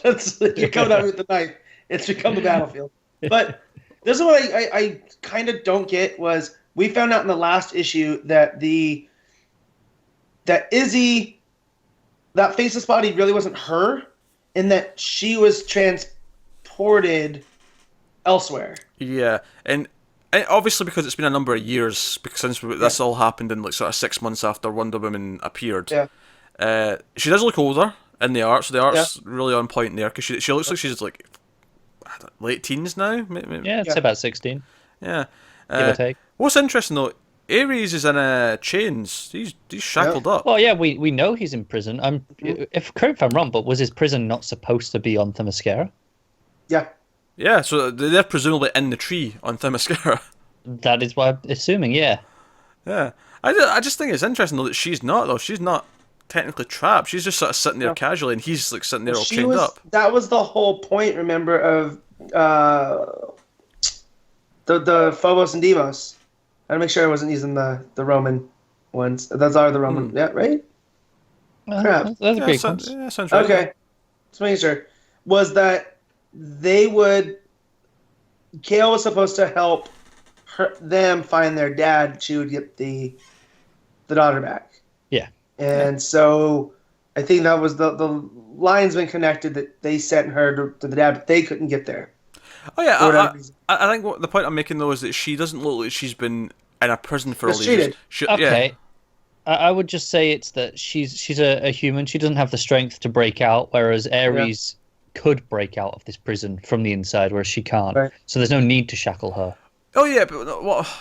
No, I get that. What I'm saying though is it's not that she's not in shackles. It's that she doesn't even look that distressed. She looks like like casual. Well, she has a very handsome man there. It's just the point I'm making. Like I'm wondering if we're gonna get a Rucka type swerve here. That Ares has always been the main opponent of the Amazonians, right? Yes. Hmm. And here, what if he's more like the Azarello concept of war, where he's not necessarily evil, it's what the motivations are behind it. Well, think about what these arcs are called. It was called The Lies, and this is called The Truth. Yeah. What if we find out the truth, and it's, Ares is different. He's not what we thought he was. Right.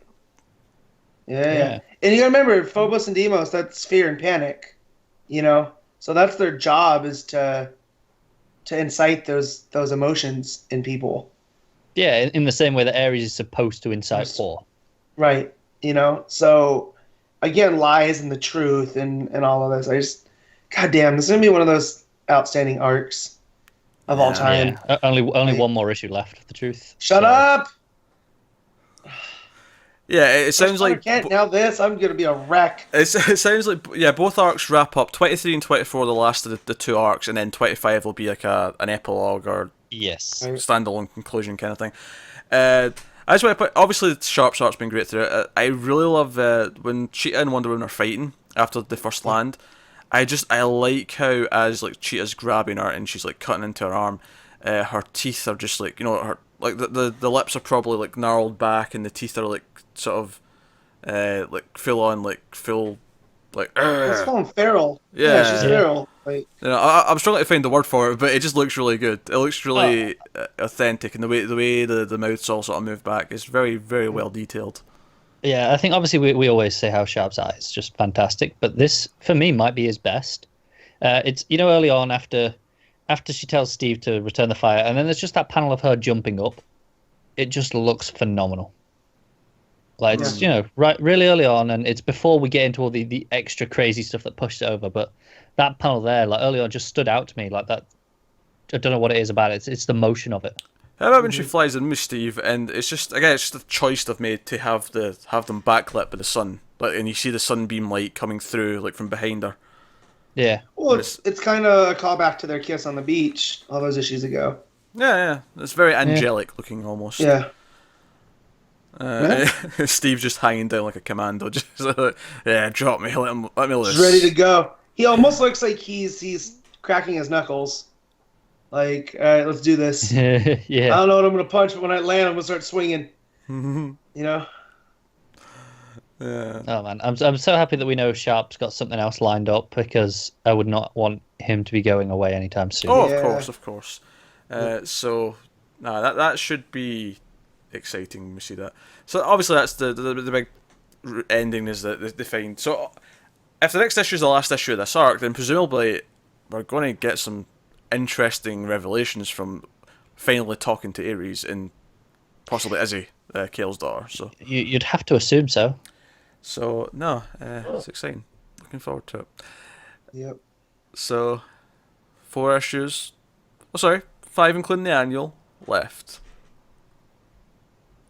Sad times. But I recently bought the Wonder Woman trade from his arc way long ago, so I'll have more Rucka Wonder Woman to read. When I reach the end of that, I'm going to be inconsolable. When it came out. Still not touched it, but at this point, I'm just like, no. I'm saving it for after this when I need it. Yeah, so I picked up Checkmate, which I'll probably read first before Wonder Woman. But I have a trip coming up that I'm going to have a drive that I'm not driving. It's going to be hard not to read Wonder Woman. Yeah. Because it's there. But I have other stuff. But yeah, I never thought I'd love Wonder Woman this much, and I really like the Azarello run, but this is a whole new level. It's crazy when you put it in that perspective that the Azarello Wonder Woman is unanimously considered one of the best things out of the New 52, right?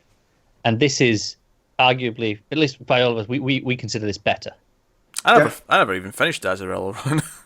It's good, but it has those weird, abstract concepts of the gods, like Poseidon as a sea creature, and which I kind of love. Yeah, which is cool. But here, I like that this is a Greek drama playing out. Yeah. There's with the tragedy and all of that other stuff. So also we forgot to mention in the action was like they completely erased the Wonder Woman relationship with Superman. Oh yeah, sure, that's fine, good. Right? Yeah. Good, gone. Gave us 26 issues, whatever. But yeah, and she seems pretty close with Lois.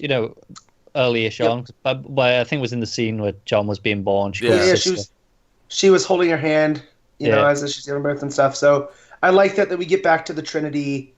There needs to be no sexual tension. They're all friends. Well, I kind of like the idea that Batman is always wanted to with Wonder Woman, but he's always kept it professional. But deep down, he's like, that was always one of my favorite things of the Justice League animated show was their relationship. That was there. It was the same. If you ever read Matt Wagner's Trinity, it was like a 3-issue series he did. I need to. It's good. Yeah, it's pretty good. But there's a joke in that as well about Batman having a thing for her. It's good stuff. So that's Wonder Woman. That'll take us on to Batgirl number 10. Hope Larson writing and Chris Wildgoose on art. I quite like this issue. This for me was the arc finally kind of coming together, and I could see what it was and where it's going, and what what type of Penguin's son. What's he actually going to be like? What's his kind of goal? And the idea that he's this tech villain, and we've already obviously had this hinted at with the apps and stuff, but the fact that in this he uses it to stir up trouble to his benefit, and going so far as to pull a Charlize Theron from Fast and Furious 8 and that's controlling a car. That is exactly. I'm reading this going weird coincidence that these come out so close to each other.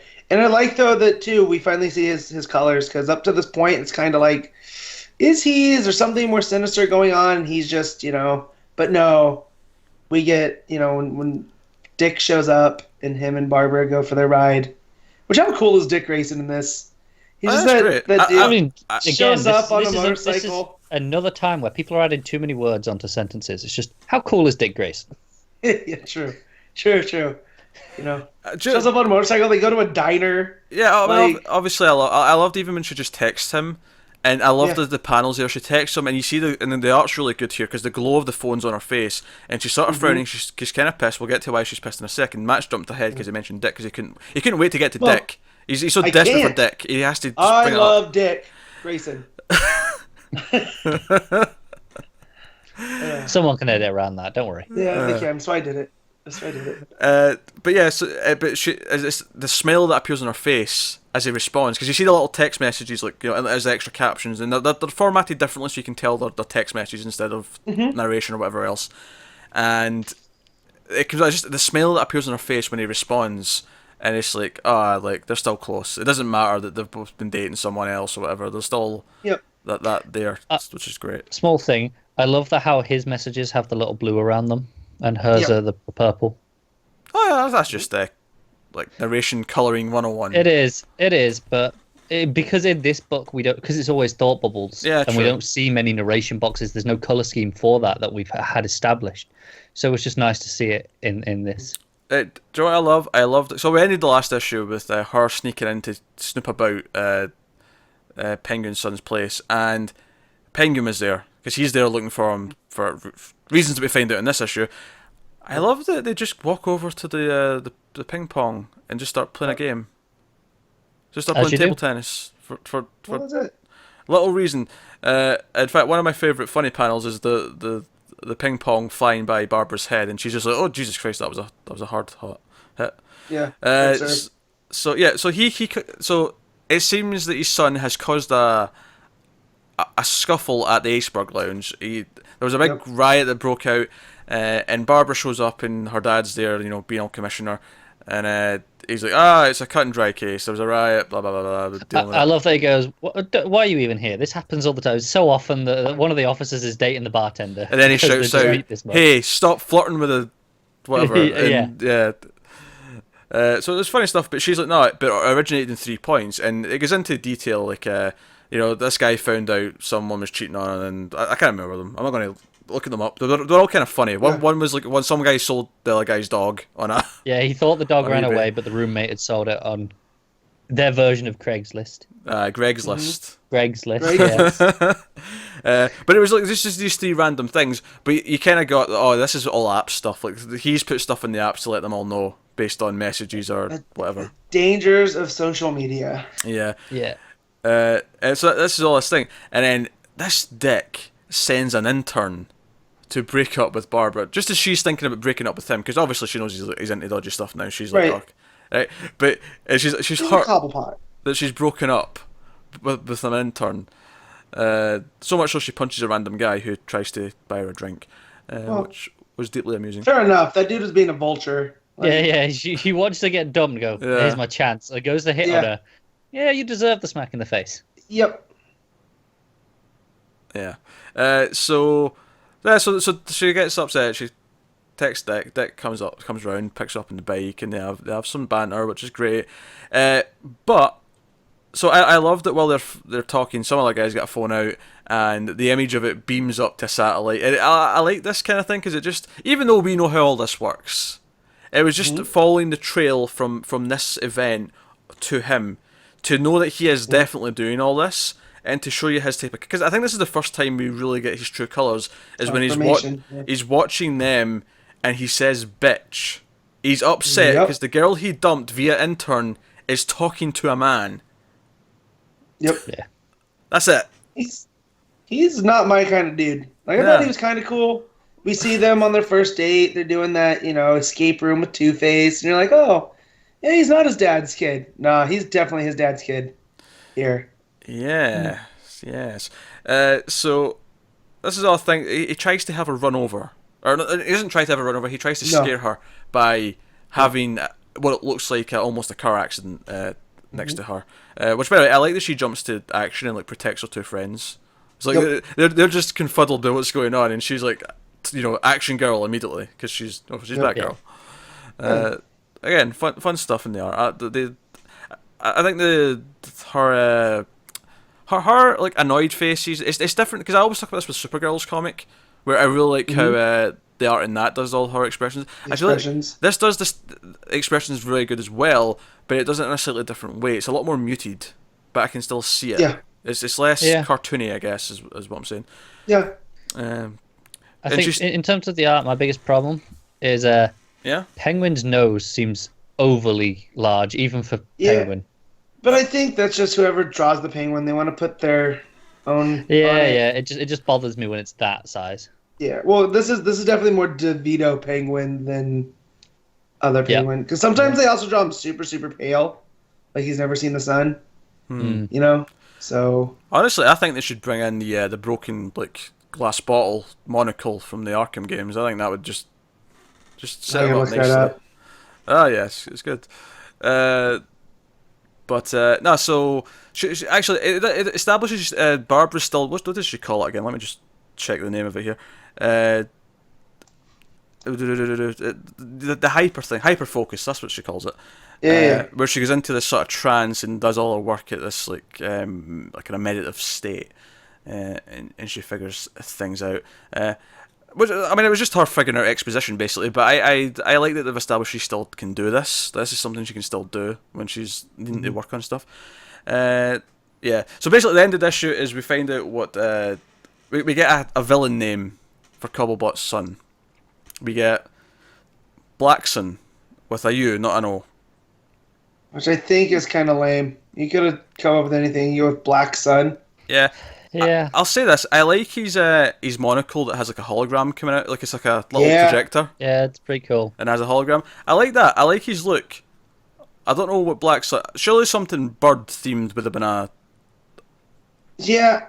I hope the Penguin laughs at him for this at the beginning of the go. Really, a code name? I didn't give myself Penguin.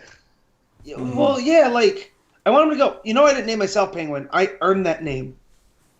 Like, you don't go around giving yourself a name. Like, I just want him to do that. and just really show, because he tells him here, like, you might be my spawn, but you're not my son. And I like how that would drive that home. Yeah, it basically shows up to a takeover. This is a takeover. Mm-hmm. Yeah. Yep. So that's his thing. So I do like, I like the possibility that Penguin will want Batgirl to beat him like that. There's always something about the villain wanting like the other villain to go down, so they actually start rooting for the hero. I can almost see that happening here with Batgirl and Penguin. But yeah, it's another good issue, I thought. I thought, and you mentioned how they reminded us of the hyper focus. Mm-hmm. I think that's going to come up again. I don't know if it'll be next arc or the one after, but I'm putting around that sort of range where they show, just obviously they're closing the name hyper focus, nothing else. So she's not aware of anything else when she's in that, right? And something's going to happen around her, and someone's going to use that to their advantage. Yeah, possibly. I can see it. Yeah. Also, I thought it was interesting that this one got really topical and political, where it talked about controlling the media and using that to their advantage, establishing the story to their own gains. Yeah, I think that's something we're just going to see more and more of, and that's felt natural. It worked into what the plot's been doing the entire time. He's that type of villain, so that worked for me.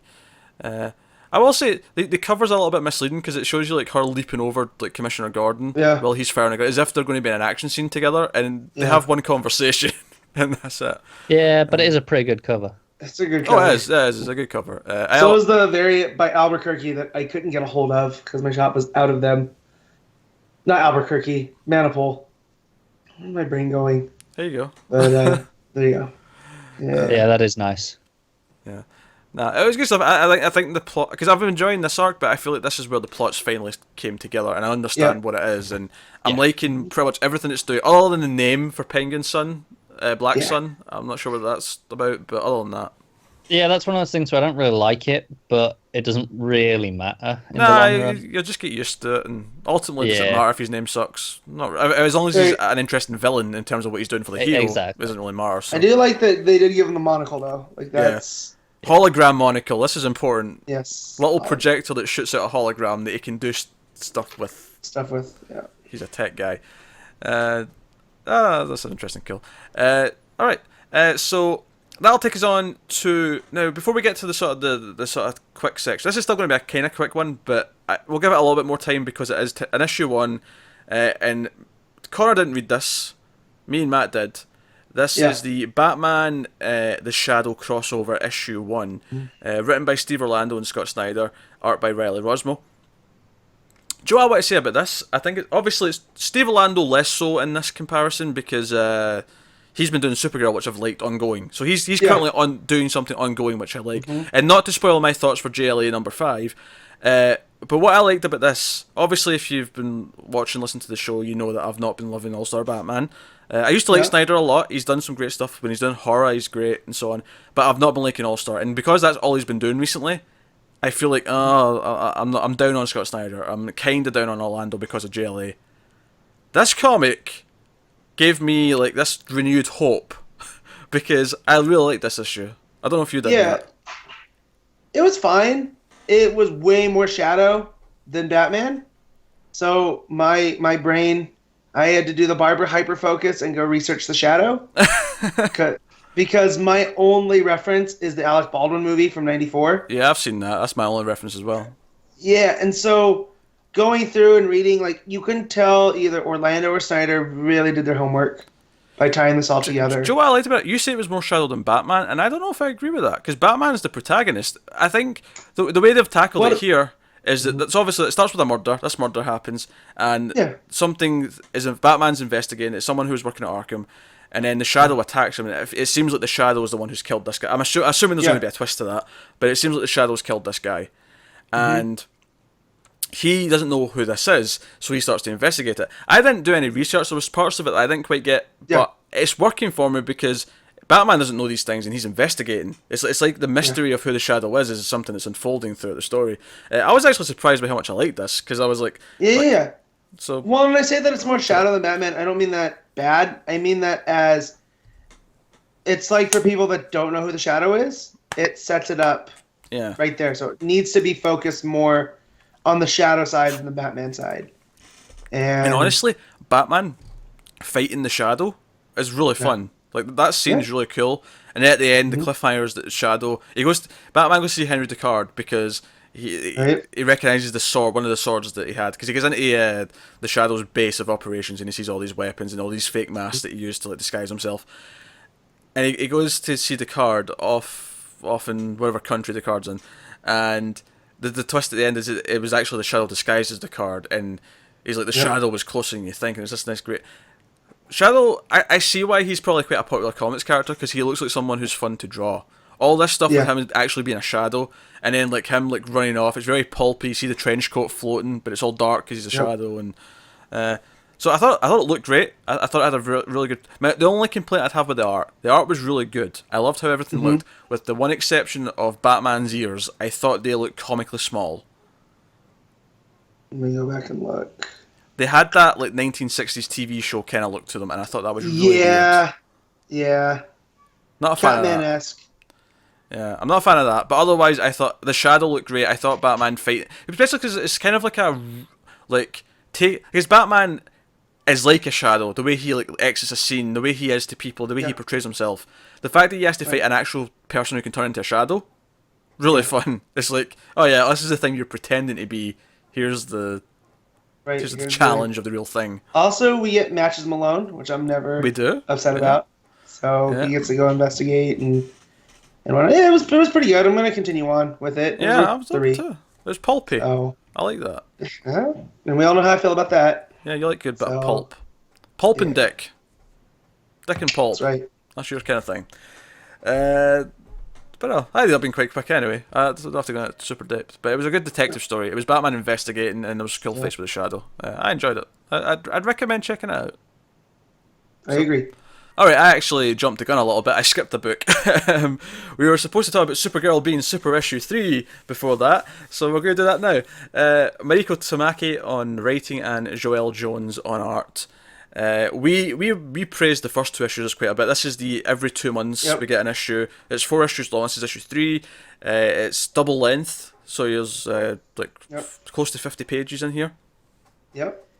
I thought this was another really good issue. This was another strong one. This was her remembering parts of her past, parts of her Kryptonian heritage.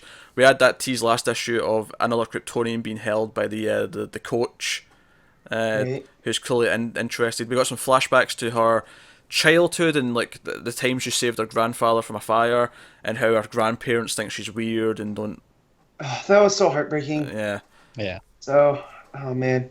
Yeah, and how it kind of informed how she feels and how she's been treated at school, and people are like, wait, didn't she try to save her friend? And her friend's acting weird, and she's like, I saw you grab that beam, like, I don't care if you're different, kind of thing. Like, I thought that was a really good scene. But it was kind of continuing more of what I really liked about this series. It was the art was very well paced. I like how little text there is on each of the panels. Keeps it flowing, which is probably why it's double page count, because they want to have the same amount of story, but with all this freedom to let the art breathe.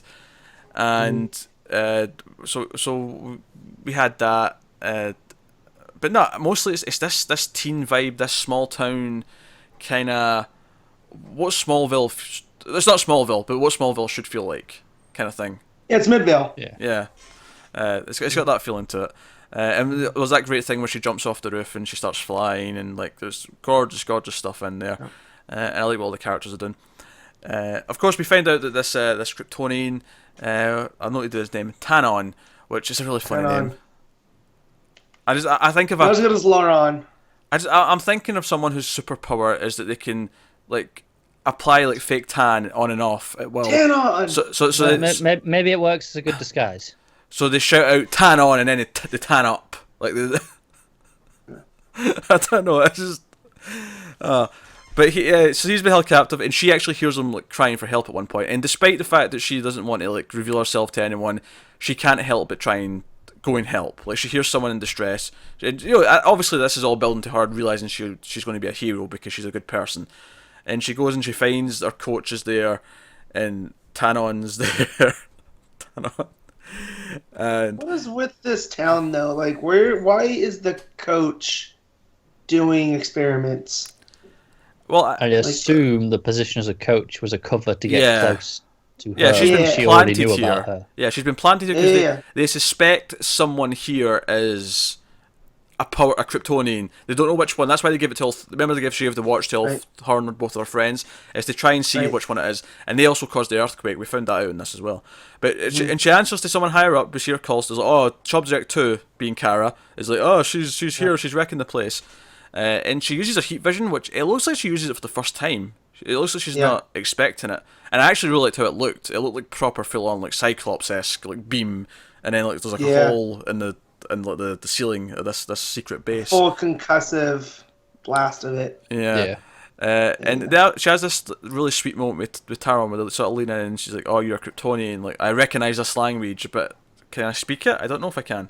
And they have this little moment where they kind of almost kiss, but not really. It's kind of like they have that moment, but she sort of realizes what it is, and he explains, "You're a Kryptonian," and she's like, "Oh, I remember my name, my real name. I'm Kara Zor-El," and that's a nice moment. But the big twist. So he's like, "Oh yeah, we don't belong here. We should leave and go off together." And she's almost just willing to accept this and go with him. And she's like, "Oh, this is crazy. I'm like a girl in a stupid romance movie," but she wants to do it, and she leaves her parents a note. And you feel kind of bad for her parents because her parents have always been there for her. Even earlier on in this show, when you find out about the grandparents, she says, and they chose her over the grandparents. Yeah, like she still talks to her parents on the phone, but the mum, like, that's all. She doesn't see them anymore. Yeah. Grandma, they don't go see grandma and grandpa. So when they don't come. So when they get concerned, when she gets concerned because she hears something on the roof and she's into Kara's room and she sees a note, your heart sinks a little bit and you feel bad. Yep. That she's ran away. And then you feel even worse when you get the reveal that Taron's. I mean, so basically this guy comes across him and he just fries him with his heat vision to like a crisp. He leaves a corpse. Yep. Yeah, he's like, yeah, you humans are going to pay for what you've done to me. So obviously, I mean, I think it's kind of obvious now that in the final part of this, she's going to learn what he's like and have to make the choice to protect people over him. And I feel like this is destined to set up a sequel. so because it doesn't feel like she's going to be in like an outfit by the end, does it? No, Nope. not at all. This would actually be a perfectly good Supergirl movie. Yeah, You do you know take what? the story. I feel like the story will end. She'll beat the bad guy, right? And like she'll save her friend, maybe, and her parents. She'll beat Tanon, but the coach and that stuff will likely still be at large. Well, I and look, don't know about they that. found the. I mean, maybe it will be, maybe it won't. But I think what will happen at They the also- end here. Let me finish, Matt. Okay, go. Right, what I think is going to, what I think might happen is the story will end. She'll beat the bad guy. She'll save her friend, her parents, whatever. Maybe the coach and that organization is still around for a future story. Sure, I can almost see the final little moment, the final page, the final panel being her finding her suit, and that being like the moment where she just stares at it. Maybe we get a page with her on. I don't know, but I could see like the tease of like seeing the logo for the first time in her life, or at least as this form. Like I could see that being the final moment. But nah, what are you gonna say, Matt? So we get confirmation that LexCorp is an actual thing. Oh too. yeah, that was really this. interesting. And the tracker thing that Dolly, her friend, found in the bag had a LexCorp battery. You know, I think that's the part more than anything that feels like it's setting up for a sequel. That's what I was trying to get in there when you were talking about setting up a sequel. Is this is all small potatoes? It's what does Lex know? Are there more Kryptonians on Earth? Like, is Superman around there? But just staying hidden still. Because that was the thing in the last issue. Because when we seen this Kryptonian, we were like, oh, is this Clark? Is the reason why there's no Superman is because Clark's been held underground, captive for years, kind of like Flashpoint kind of thing. And obviously it's not, but you wonder, is he out there? Honestly, I'm inclined to say no, or at least not yet, based on that Kara's origin here is basically Clark's. Oh yeah, it is, yeah. Which is so why it's like she's literally taken his place. In this version of this world, she is here instead of Clark. So you think if that's what they wanted to do and have him show up as a child, like what was meant, she was meant to be his guardian. Yeah, they could go that route. Yeah. Because I just went back and looked at the images of her parents that she's remembering, and none of them have the symbol of the House of L. So, that's not been a thing thus far. I think we're going to see the symbol by the end of the last issue. No, I know. But in her memory, you know what I mean? Like, it's not... Oh, what about this? Yeah. They're not making a big deal of it. I've got an idea, right? This is how she gets the symbol. Clark's ship did arrive, but he died. He didn't make it. And the suit's in the ship, and she finds it. The cape. Yeah. I don't know. It's just a guess. Like if this is an Elseworld where there's no Superman and it's just Supergirl, maybe that's the way you could go. Like Clark, as a baby, didn't make the trip. He didn't survive the trip. He's dead for whatever reason. He landed on Earth, but he's dead. I mean, admittedly, a panel of like a dead baby sitting in a ship may be really depressing. What I have to do is find the ship, Yeah. and the cape's there, and the baby's not. So it would kind of leave it open, like what had happened. Yeah. But I could see it doing that. I think the point we're going though is we're really liking this characterization. I'm loving this standalone. Like you say, this could be a movie or a TV show pilot or whatever. Like this feels like it could be the start of something like that. It's not selling super. I mean, it's doing okay, but it's definitely at the low end of the, because it's a mini that's not part of continuity. These typically don't sell that well. Yeah, so I talked to my shop about it because I missed picking up issue 2 physically because they only ordered 3. By the time I got to the shop, they were all gone. And so I asked, I go, can you order 2 again? He goes, like, no, they're not letting us. So they're doing this weird thing where they're not doing second printings. So, like, once it's gone, it's gone. So when the trade comes out, and I guess they did the same with American Alien, that those American Alien single issues, they can't reorder any of those either. I think this will make a great trade. This is going to be a book you can hand to people who have barely touched the comic before and say, just read this, this is good. Yeah. So I think that's odd, though, that the sales aren't there. It feels almost as if they're doing, like, not a limited print run on purpose, but it's just, it's kind of like Dead Man's the same way. I can't find back issues of Dead Man. That's fair.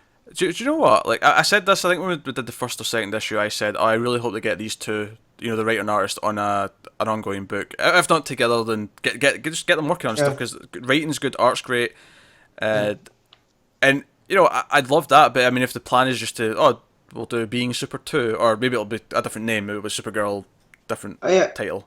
I Super. definitely prefer this to their Earth one line of stuff. Oh, absolutely. Yes. Oh, in every single way. Easy. Like, I would love to see their version of Batman here along these lines. That's a standalone in this, because we've gotten Dead Man, now we're getting the Superman like vibe. I mean, to be fair, Dead Man I think was in continuity and could easily fit into continuity. Yeah, but I'm just saying, if that's where they want to go with these, and these are Elseworlds, I'd like to see almost a real world approach to Batman. Oh, you mean like Unbreakable meets Batman? Kind of. I would not be adverse to that,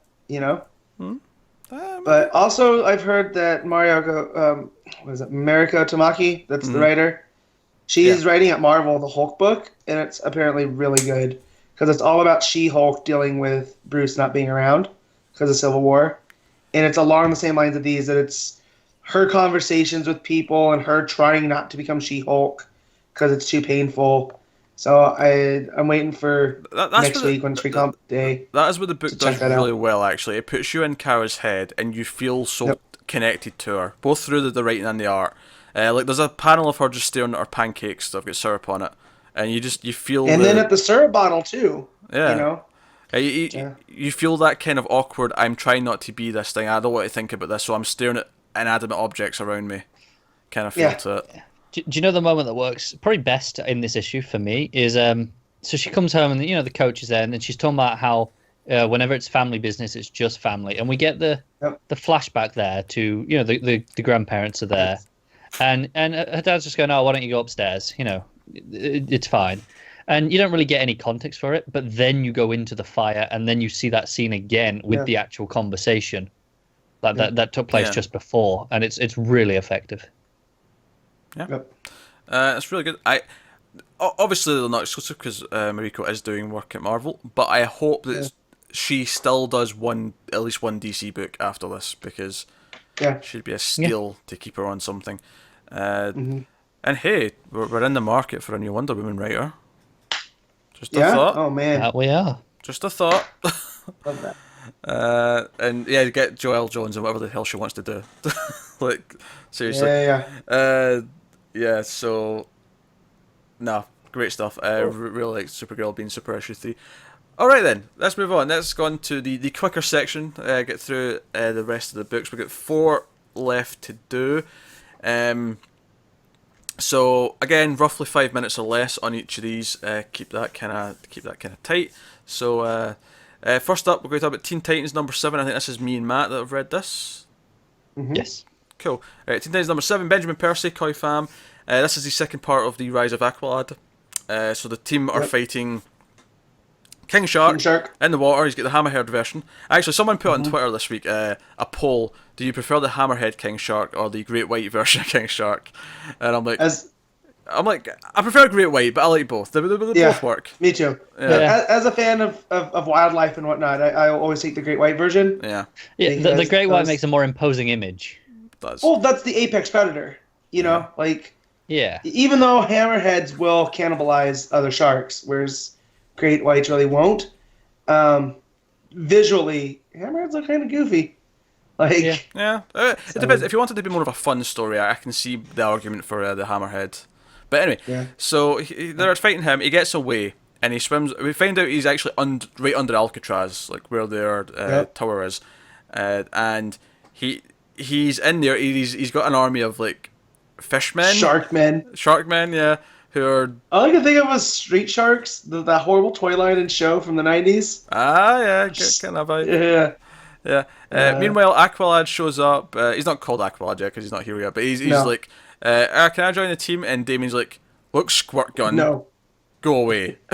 Call him Squirt Gun. It's great. Such a jerk. And then later on, when the Titans like track King Shark underwater, and they go and find him and they fight him, and Beast Boy's a big rhino. They're all fighting. Raven and Kid Flash have a little moment actually where Raven catches Kid Flash or picks him up out of danger. And he makes a comment about like, "Oh, it's good you were there to catch me" or something like that. It's just a little, maybe a hint of a little romance brewing. But that was cool. So basically, Damien's getting his ass whipped, and it's actually Aqualad jumps in, even though he's been told not to, and saves his ass. Which just looks great. Like the image of him, like, because he's swimming away from King Shark really as quick as he can, and he gets hurt as well. But he dives out the water, and there's just this great big page of him holding Damien, in the, officer and gentleman kind of pose. Right. And Damien just looked angry that he's been held like this. It's glorious. This is glorious. Because he wasn't held as a baby, and that's why he's so ornery. Yeah. So he's not going to start now at 13.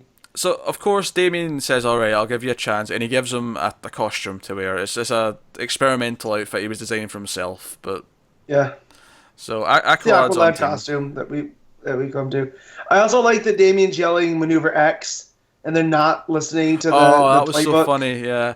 Plays. Because at the start of the issue, he shouts out "Maneuver this," and they all just do their own thing because they don't know what he means. And he's like, "Damn it! Didn't you read the playbook?" And then later on, when they're down under the water and they're in this base and they fight him, like Flash and it's a really really great thing actually. It's Flash and Raven. Flash runs as Raven's on his back doing.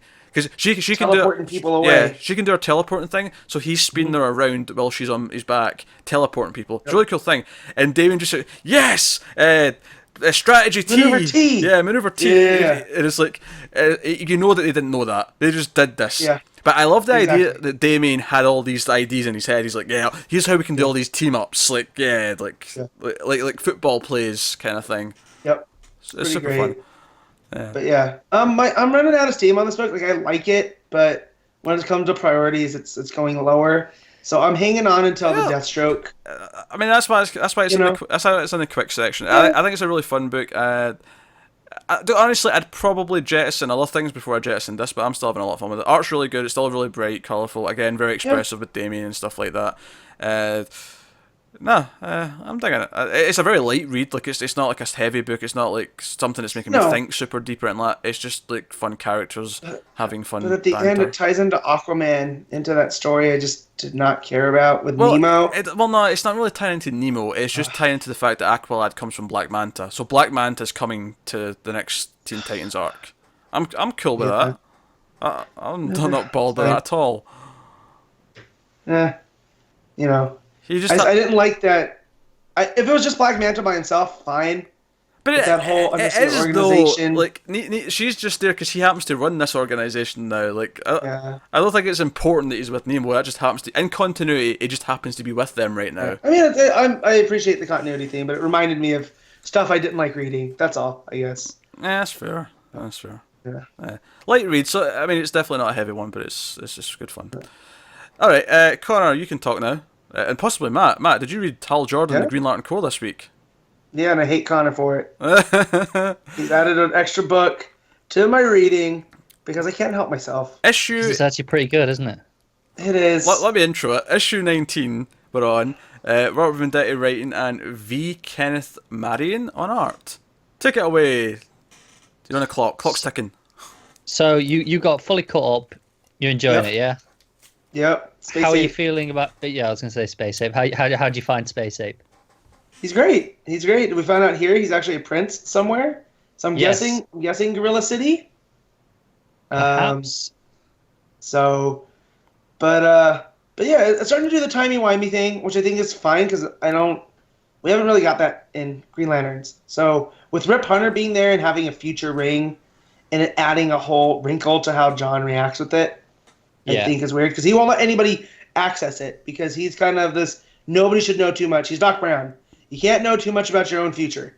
Yes, because he finds out Rip Hunter's ring was last updated in 2047. He's like, right, nope, this staying under guard. We are not having this around. Which, makes sense. I like that the whole reason Rip has the ring, it doesn't have any combat capabilities. It's just that basically Protection. so that he can prove to John that he is a friend of the Corps. Right. And John Which he's gave it to claimed him in the future. is gone. Yeah. Yes. Yeah. So that's the last of it. And but yeah, and we get Kyle, which I always thought was weird that he's in his 90 suit with the clam shell face The mask. Yeah. Good. It's the best Kale suit. I kind of like his Ion costume a little bit more, but that's just me.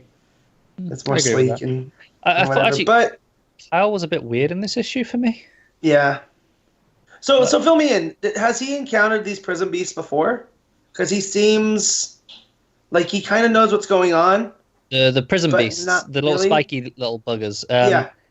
No, we haven't seen them before last issue in this Okay. series. Well, so I to got my caught knowledge. up, and we have seen them before. We have? In the Zudarian. Yeah, in the Zudarian, Ah, okay. when she talks about adventures that she's encountered. So they popped up there. So just the way that he went to meet them head on, it felt like he's interacted with them before. But then he tries to fire on them, and you find out. So these beasts look like birds made out of crystals, right? Yeah. And when you try to use a ring on them, it scatters the light because they're prisms. So ring energy, whether it's yellow, because we see Space Ape had tried, and his partner, Goran, I think Goran's son, right? Yes. He had tried, and the yellow or the green didn't work. Yeah. So, but yeah, so I thought that was weird. I didn't know if that was something that I'd missed because I'm not going back and. No. I started back at the Zudarian issue, and I've worked my way forward. But I didn't know. Not he had- unless I've forgotten something. Gotcha. I feel like that would be a pretty memorable thing, though. Yeah, for sure. So, But it's a little bit weird when he starts hitting on Cernic, just in the middle of it all. yeah. It's Oh, you mean like, Kyle. yeah. It's like, Kyle, I get you got a history, but now? Really? Oh, I did love that he created. The Flowers? flowers. Yeah. And she has shears and she cuts them. And it's like, I have business to get to, man. It is good.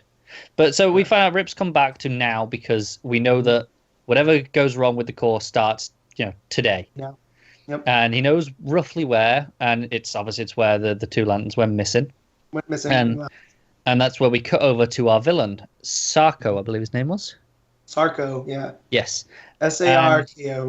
And he monologues for a bit and basically gives us the history of the future, Yep. where essentially he's the last yellow and the last bastion of the yellow light, because the yellows and the greens got along so well that they gave up being yellows and all became greens.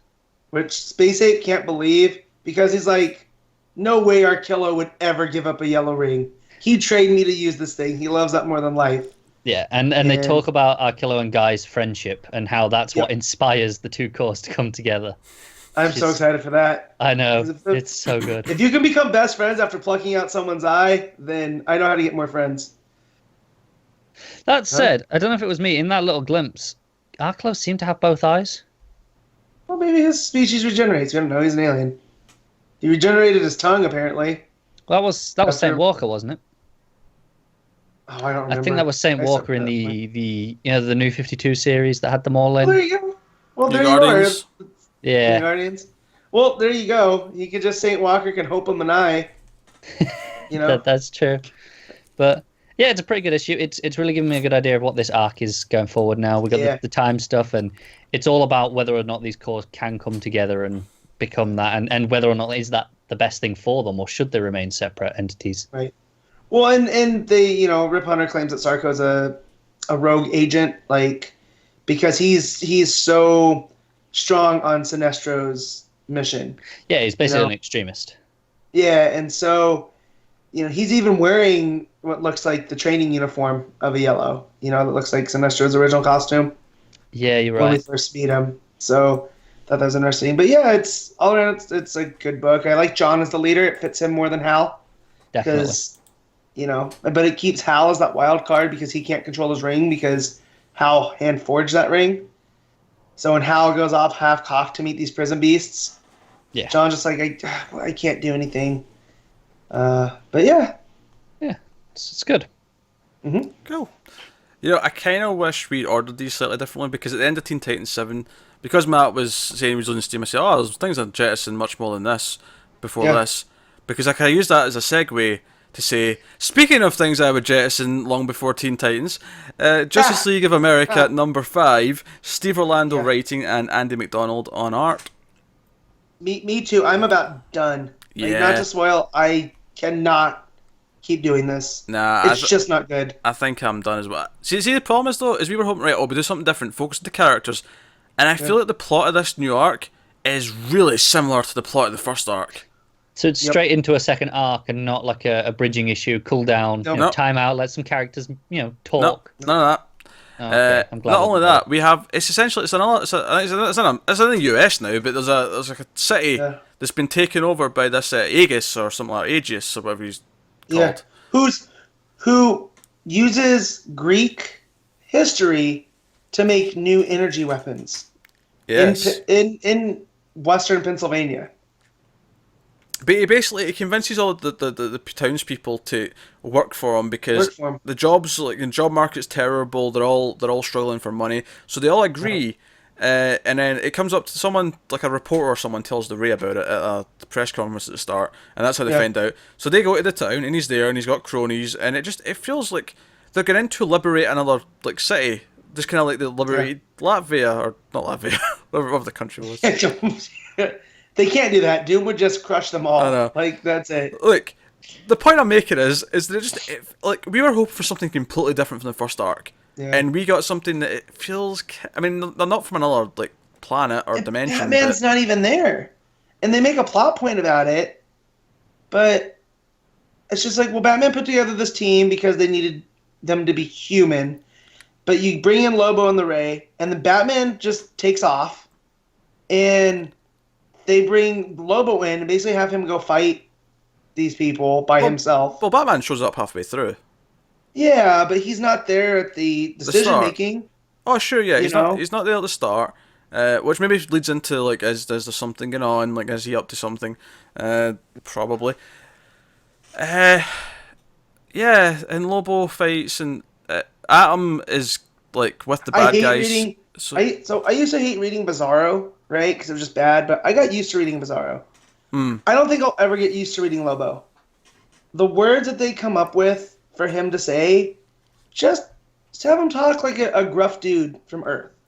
You can throw in a Bastich here and there, but the overly using alien terms and stuff, I'm just it's a chore, No, I kind of agree.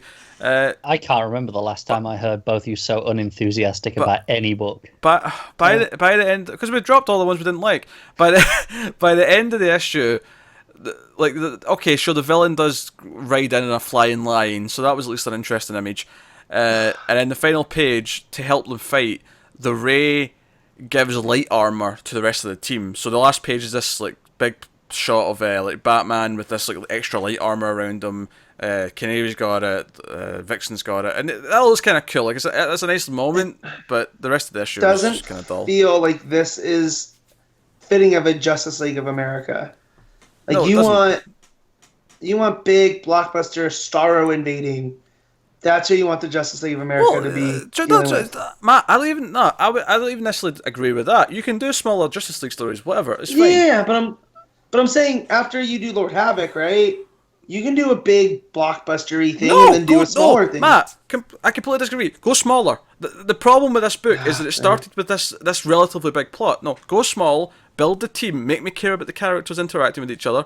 But instead, it's just doing the same thing again. What? Yeah. It kind of just sounds like it's another city, it's another villain. Yeah, it does. That's exactly how it feels. Yeah. I'm kind of, unless I hear better things coming through, I'm dropping it now. Just because. Not for me, because I think I'm done.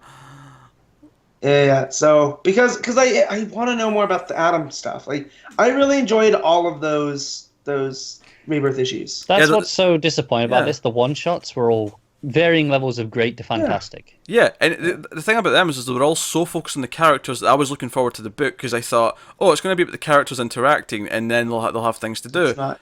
And it's not. It just feels like such a generic action comic where they have fights and there's things happening, and they're kind of trying to make points because like the villains are like taking over people and there's like social commentary kind of in there, but it just I'm not connected to it, and it's just not that entertaining to read. Do you know what it reminds me of? You know how at the end of the New 52, so we had the Justice League book with Johns, and that was doing proper Justice League stuff, right. And then they put Hitch on JLA to do this side just actiony nonsense. You know? And then we came into this, and they gave Hitch, they gave him the main Justice League book, but he was still doing his side actiony nonsense. It was pretty much the same. So you get to this, and you go, okay, so this is the John successor, so to speak. This is the actual book, and then it's just another Hitch-esque side story, actiony nonsensey thing. And especially since Orlando Supergirl's been great. Batman Shadow Issue 1, surprisingly, I really liked. So Monster Man was good. I had fun with that. Yeah. So I don't know. I don't know what the deal with this one is. I'm over it. Yeah, I think I'm done too. It's just it was the one I was not looking forward to reading, and it was just, I kind of got to the end. It felt like it took forever to read, and there you go. So I think JLA is probably out of the rotation for a while. Obviously, if we hear it gets better, if it maybe it rejuvenates after an event because it changes its direction or something, then sure, we'll give it another chance. But I think for now it feels weird that Justice League Suicide Squad was kind of all built up for this, and then it's just kind of thuds. Yeah. It's disappointing. It doesn't feel that important yet. And of course, if we end up finding out that Batman's actually Martian Manhunter or something like that, then okay, right, there's something important happening. But for now... Yeah, that's cool, but I don't need the redundancy of the stories. Yeah, that's kind of my problem, even if he is Martian Manhunter. And yeah, that's important, but it's not enough to make me want to read it when it's still not interesting stories. Well, I wasn't saying it was. I was just saying... No, that's what I'm saying. Like, even if it is, it's like... The point at that point, it might be too late. The point I'm making, though, is that, from Matt's point, the event built up to this as if it was going to be something important. Regardless of the quality, which could be here or there, like, nothing about it feels like it's actually important. Even if it was bad, like... Marvel do an event, it builds up to another thing that's meant to be important. Yeah, it may be shit, but at least you see why it's supposed to be important to the universe. Yeah, that's fair. So, like, I understood Lord Havoc and what he was doing, and that's a problem. Because you have people coming from alternate universes and instilling their order. I get that. That seems like something that a team would have to assemble. This, though, I feel like Green Arrow could have taken out these guys in Pennsylvania during the arc, that's coming up where he's traveling the country. I feel Percy would be better at dealing with the subject matter than Orlando for whatever reason. Yeah, I don't know. I don't need that. I don't need the superhero team for it. All right, that'll take us on to the final book, Batman Beyond #7. Dan Jurgens writing, Bernard Chang on art. So this picked up where last issue the back signal went on, but Terry ignored it. because he wants to try and make the relationship work. He wants to be Terry as well, as not just Batman. But of course, at the cave, Bruce and like the others are seeing what's going on. They're seeing the League of Assassins attack Barbara, Commissioner Gordon, of course, and Commissioner Gordon and Chiari. And Chiari, yeah. So they're fighting for their lives. Meanwhile, it cuts to Terry talking about romance. I want to be with you, and I want to mean something. I love how this basically was they used the bat signal as the phone call that keeps going off. Yeah. And he's just like, no, it's fine. No, Dana, I'm here for you. And she's like, it's gone off a couple times. Maybe you should check it out. No, I love you, and this is how I'm going to prove it. And Bruce, being the smart fellow he is, then calls Dana's phone. Dana. Which when I can't get a hold of my wife and I know she's with her sisters, I call one of the sisters. Going, hey, put her on the phone. She needs to answer her phone. So I'm glad that me and Bruce have the same wavelength to get a hold of somebody. Yeah. And it sends an image, so Dana looks at them and goes, oh, hey, this is happening. And he's like, oh, crap, I've made a huge mistake. He goes full Job. He's like, oh, crap, Barbara's in trouble. So he goes and helps, and he fights along with them. And the thing that really comes out of it, though, is that he goes over the top. He really beats the shit out of them. He throws a couple of guys off the roof, even. Now, he knows they're going to be caught with, something by the street thing, by the road, the high road, yeah. He knows they're going to be caught, but it felt like overkill. And then I thought, well, that's a bit much. But then Bruce mentions it, and he's like, right, Terry, you're going too far. And I'm like, okay, right, fine. They're addressing it. It's a plot point. You went full Conroy right there. I just want to let you know. You lowered the voice. Yeah, you did. Okay. You sounded like, Oh, Matt, your mic's going again. Twice in one show. What is this evil?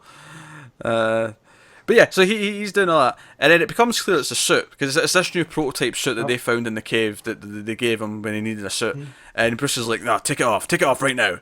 You need to come back to the cave. And he's like, no, I need to investigate. But he's slashed guys, he's hurt them, and it seems like this suit, whatever it is making him go violent. I wouldn't call it the red kryptonite suit, but because he's not being selfish, but he's he's limit on his morals, I guess. Maybe you could argue or something like that. He's got the bloodlust.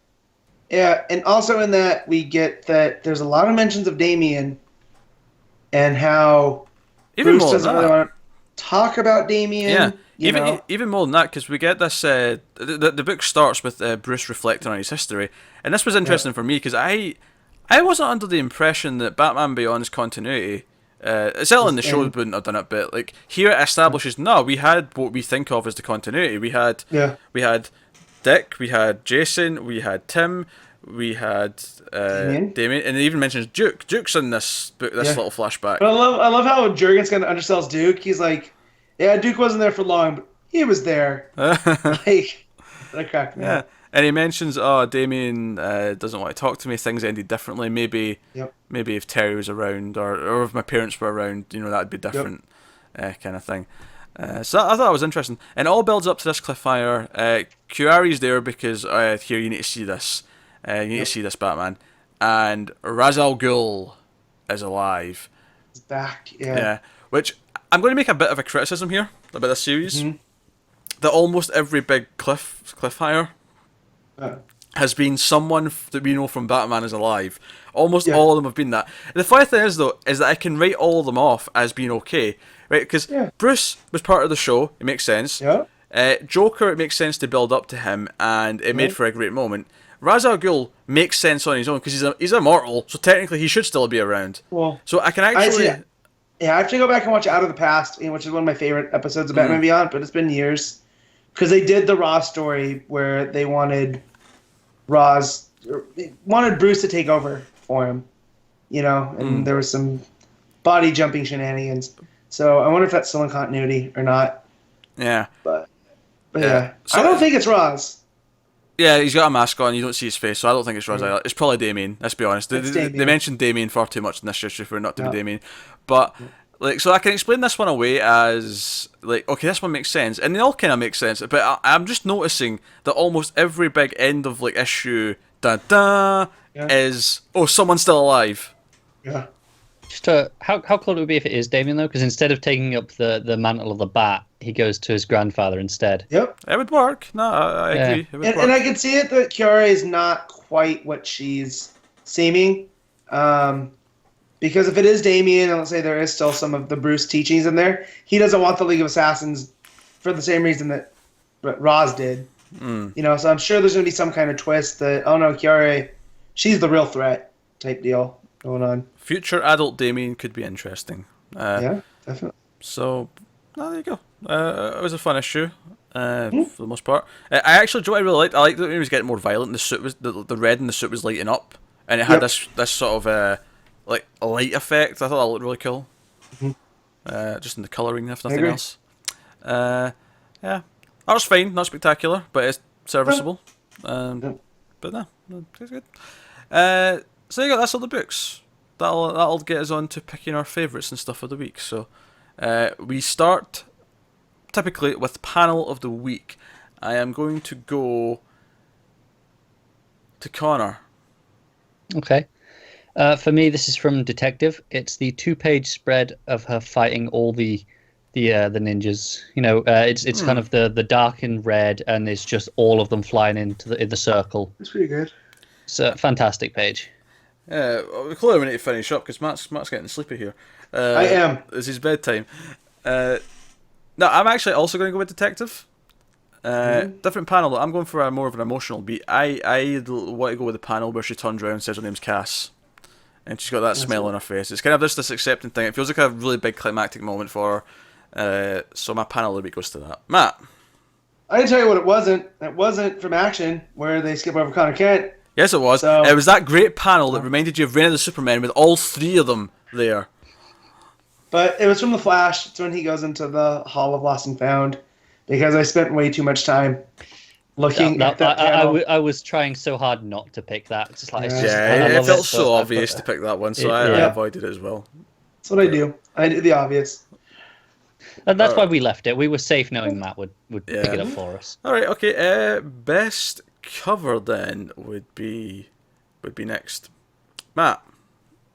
Batgirl. I love the way that it's composed, with her high and Jim Gordon low, and just the bullet streaks and whatnot. I think it looks real cool. I actually would almost went for that, but honestly, I'm going to have to give it to the Flash 21 with Reverse Flash, like, you know, disintegrating on the cover, reaching for the button. Yeah, it's just too badass not to. It's a good one too. That's fair. I wanted to use my Get Out clause from last week, where I used the international version of the Flash. You know, the Janet's cover with them in the blood reflections. It's a nice cover, but nah. I actually ended up with Wonder Woman. That's fair. See, I prefer the Frisian. Yeah, they're always really nice. And the Frank action too, I also really liked. Oh yeah, because it's the helicopter moment from the movie. Exactly, and yeah. So, but God, I hate when their variants look better than the main ones. And they all look good still, but it makes it hard deciding. All right, best art of the week. I'll go first, I guess. Go ahead. This is really tough this week. There's a lot of good art. It's I'm going to go with Supergirl being super, number 3. Yep. So am I. Yeah. I'm going with Wonder Woman. Because Supergirl being super is a close second, but I did think this was Sharp's best work on the series yet, and just edges it out for me. That's fine. That's fine. Yeah. All right, so top 5s. We'll go back to the first order. Connor, top 5 books of the week. Okay, so 1 is Detective, 2 is Flash, 3 is Wonder Woman, 4 Supergirl being super, and 5 Batgirl. Cool.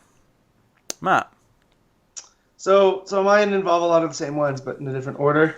So my 1's gonna be Flash, for reasons we talked about. 2 is Supergirl being super, 3 is Wonder Woman, 4 is Tech, and 5 is Batgirl.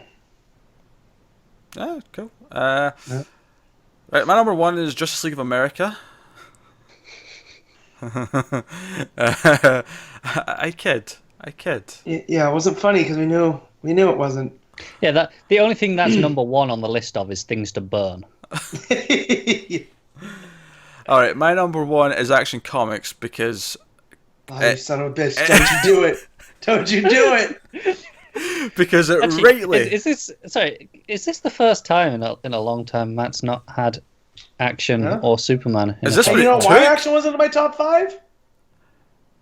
No, we know why it's not your top five. Hey. Yeah, that's why. Wait, so does this mean every single week from now, when he puts Superman or Action in the top 5, I'm going to say, but Matt, Connor Kent wasn't in it.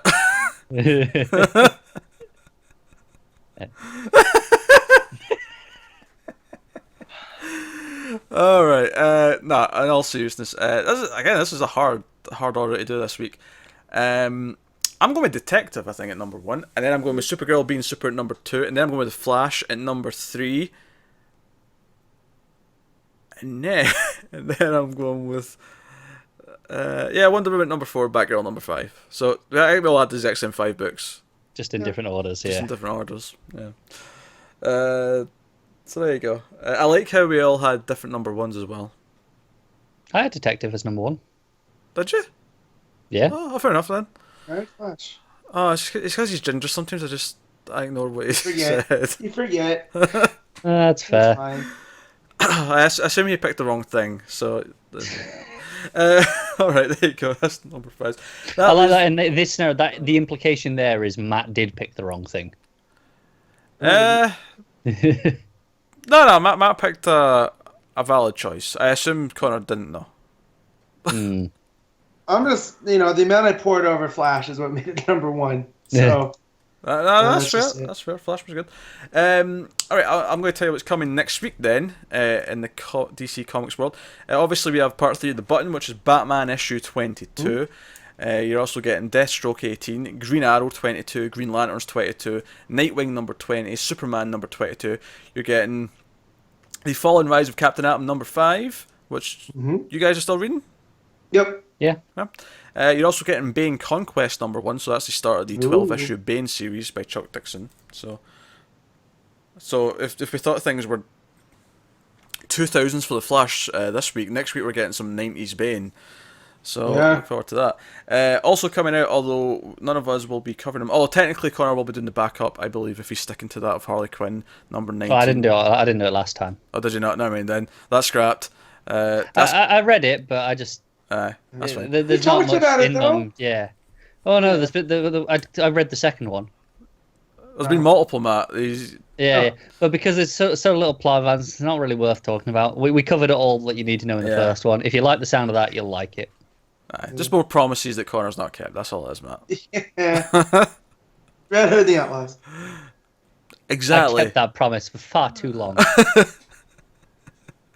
Also, Aquaman number 22, Cyborg 12, and Justice League 20 are all out next week. Is Justice League Power Rangers finally coming out, or is that still not popped up? It's still missing. Oh man, that really good. John needs to stop posting stuff on Facebook because he posts a lot of stuff on Facebook, and they're all great, and I love all of them. But god damn it, work on Justice League Power Rangers. And it should be noted, I may or may not be here next week, depending on scheduling. Yes, because we can tell you the week after Matt will definitely not be here because he's away out of town for the weekend. But he will be back for episode 52 and for the finale of The Button. That is important. It's almost convenient that The Button got pushed because now he gets to cover it when he gets back. Yeah. So Truth. That's the thing. So that's that is the game plan going forward. And also, just a small tease. Next week we should have some news. Yeah. Not DC news specifically, but news about the show and news about us. There should be some news next week. Little tease. I'll tell you what it is. Tiny tease. Yeah. Actually, there'll be 2 news items. I'll spoil what the second one is, though. The second news item is that Connor Kent's gone and he's never coming back.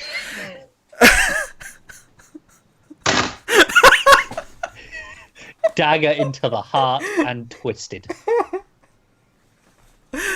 Oh, Matt. Once I get your coordinates there, Pete, the hammer's gonna fly. Actually, obviously, this is more for the video people, but I mentioned it for the audio people so they know what's going on. We have these buttons that I press that comes up saying over Connor's face it says, I love Red Hood, and he hits that. I have a button for Matt that comes up saying over his face, because Batman. I might change his now to another phrase. Where's Connor Kent? That is exactly when I read it yesterday. Went right to the Facebook group, all caps. As much as I enjoyed Action Comics, where's Connor Kent? And then James and Pete decide to mess with me for the last day and a half. And if you want to join in messing with Matt and get these early thoughts, you can come and join this Facebook group. Just search Mild Fuzz on Facebook. Yeah, you can. Yeah. You can also go to Matt's Twitter at MattofSteel57 and say, "Who's Connor Kent?" Son of a bitch. By all means. Who I'm is gonna he? get you back. I'm gonna get you back so hard it's not gonna be funny. Speaking of Twitters, you can get me at Wibble89, you can get Connor at ConnorRyan94, you can get us as a group as Mild Fuzz at Mild_Fuzz for updates on stuff, including updates for the channel and all the videos we do on there. You know what? Since we're a full-fledged show, you know what? I'm gonna do a thing. I'm gonna start a new thing at the plugs, right, Matt? Now, admittedly, I don't think you were on anything else this week. However, No. I'm going to just pick something. Plug a video that went up this week. Oh man, it's just how much I pay attention. I'm sure there's a Screams After Midnight featuring Tim and Pete. So if you like horror, especially bad horror, because there's more bad covered than good, based off of your conversations. Yeah. Do you know what's funny? See the movie this week called Peelers? It was a kind of zombie movie set at a strip club, right? And I said to Tim, we can't really get that angry in this one for the zombies not being zombies, because they're really not. There's a virus, but it really turns, because they use weapons, they turn them into serial killers, no eating, so they're not really zombies, right? They're not supposed to be. Right.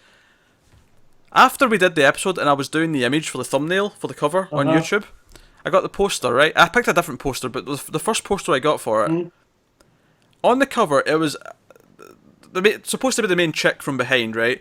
And it was all these zombies, clearly looking like zombies. And then the tagline in the Walking Dead font said, "They won't be walking for long." Oh, jeez. And it was in the font. It was in the font of the show. Yeah. I couldn't believe what I was seeing. Bollocks. But thanks for the plug, Matt. That was nice of you. Of course. Connor, you get to plug a video. Yeah, I think I should keep it DC related, since this is the DC nice. podcast. And the CW DC shows did return this week, so it's timely. And the one I'm going to choose to plug is Arrow, because I like getting drunk and doing Arrow, and I think you should enjoy watching me have a drunk ramble about how awful this show is. That's fair. Tangents are had. Yes, we started talking about beans this week. Sean Bean as well. So I And talking how about they Sean Bean. don't belong on toast. Oh, I mean, I could fight you on that one. Don't say that to James. Matt, I'm planning on it after you keep the Connor Kent stuff going. Matt, we decided that one day the biopic of Sean Bean's life has to be called Beans Behind the Scenes. Yeah. That was what we decided on the Arrow review this week. There you go. Wow. So, there's some plugs. Stellar Arrow talk that involves Sean Bean, who, although I don't watch Arrow, I don't know. It's probably not on the show, right? No, It would be he's much definitely better not. if he was. There He's you go. definitely not. Yeah, And better with I can Bean. honestly say I do not have the slightest idea how we got onto beans, because I was far too drunk. There you That's go, fair. guys. It's all what you need. I shall plug the 1.21 Influx review this week, which was Alien Resurrection, and I'm mentioning it because it went out on Alien Day, because Wednesday was 426, LV 426 from the movie. We've been working our way through the Alien movies. We got to Alien Resurrection, so we timed it for that day, so you can check that out. Perlman's in that one, right? Yes, Perlman. Yeah, I thought so. Joe was in Only it as seen that well. one once. Do you remember Tuco? Winona Ryder. I do remember her. Do you remember Tuco from Breaking Bad Yeah. and Better Call Saul? He's in it. Obviously he's younger, because this was before we knew him course. from that. But he's there, and I was like, oh, this is the first time I've watched it since I'd seen those shows. So I'm like, oh, Tuco. So you just watch Alien and then Aliens and then Prometheus? Is that your order de facto? When Typically I don't watch 3 and 4 that much. That said, though, I don't mind watching 4. 4's watchable. It's not great, but it's... That's a sci-fi movie. Yeah, it's got its merits. It doesn't upset me like some of 3 does. Most of 3. Most of 3. But no, and obviously we're going to be doing Prometheus very soon, because we're building up to the new film coming out. But yeah, Yeah. But that's pretty much. Like, subscribe, all that stuff. Give us a good rating on iTunes and SoundCloud and all that stuff. Helps us out if you do that. But that's us. So thank you very much for watching and or listening. Keep reading comics, and always remember to never get lost in the Speed Force.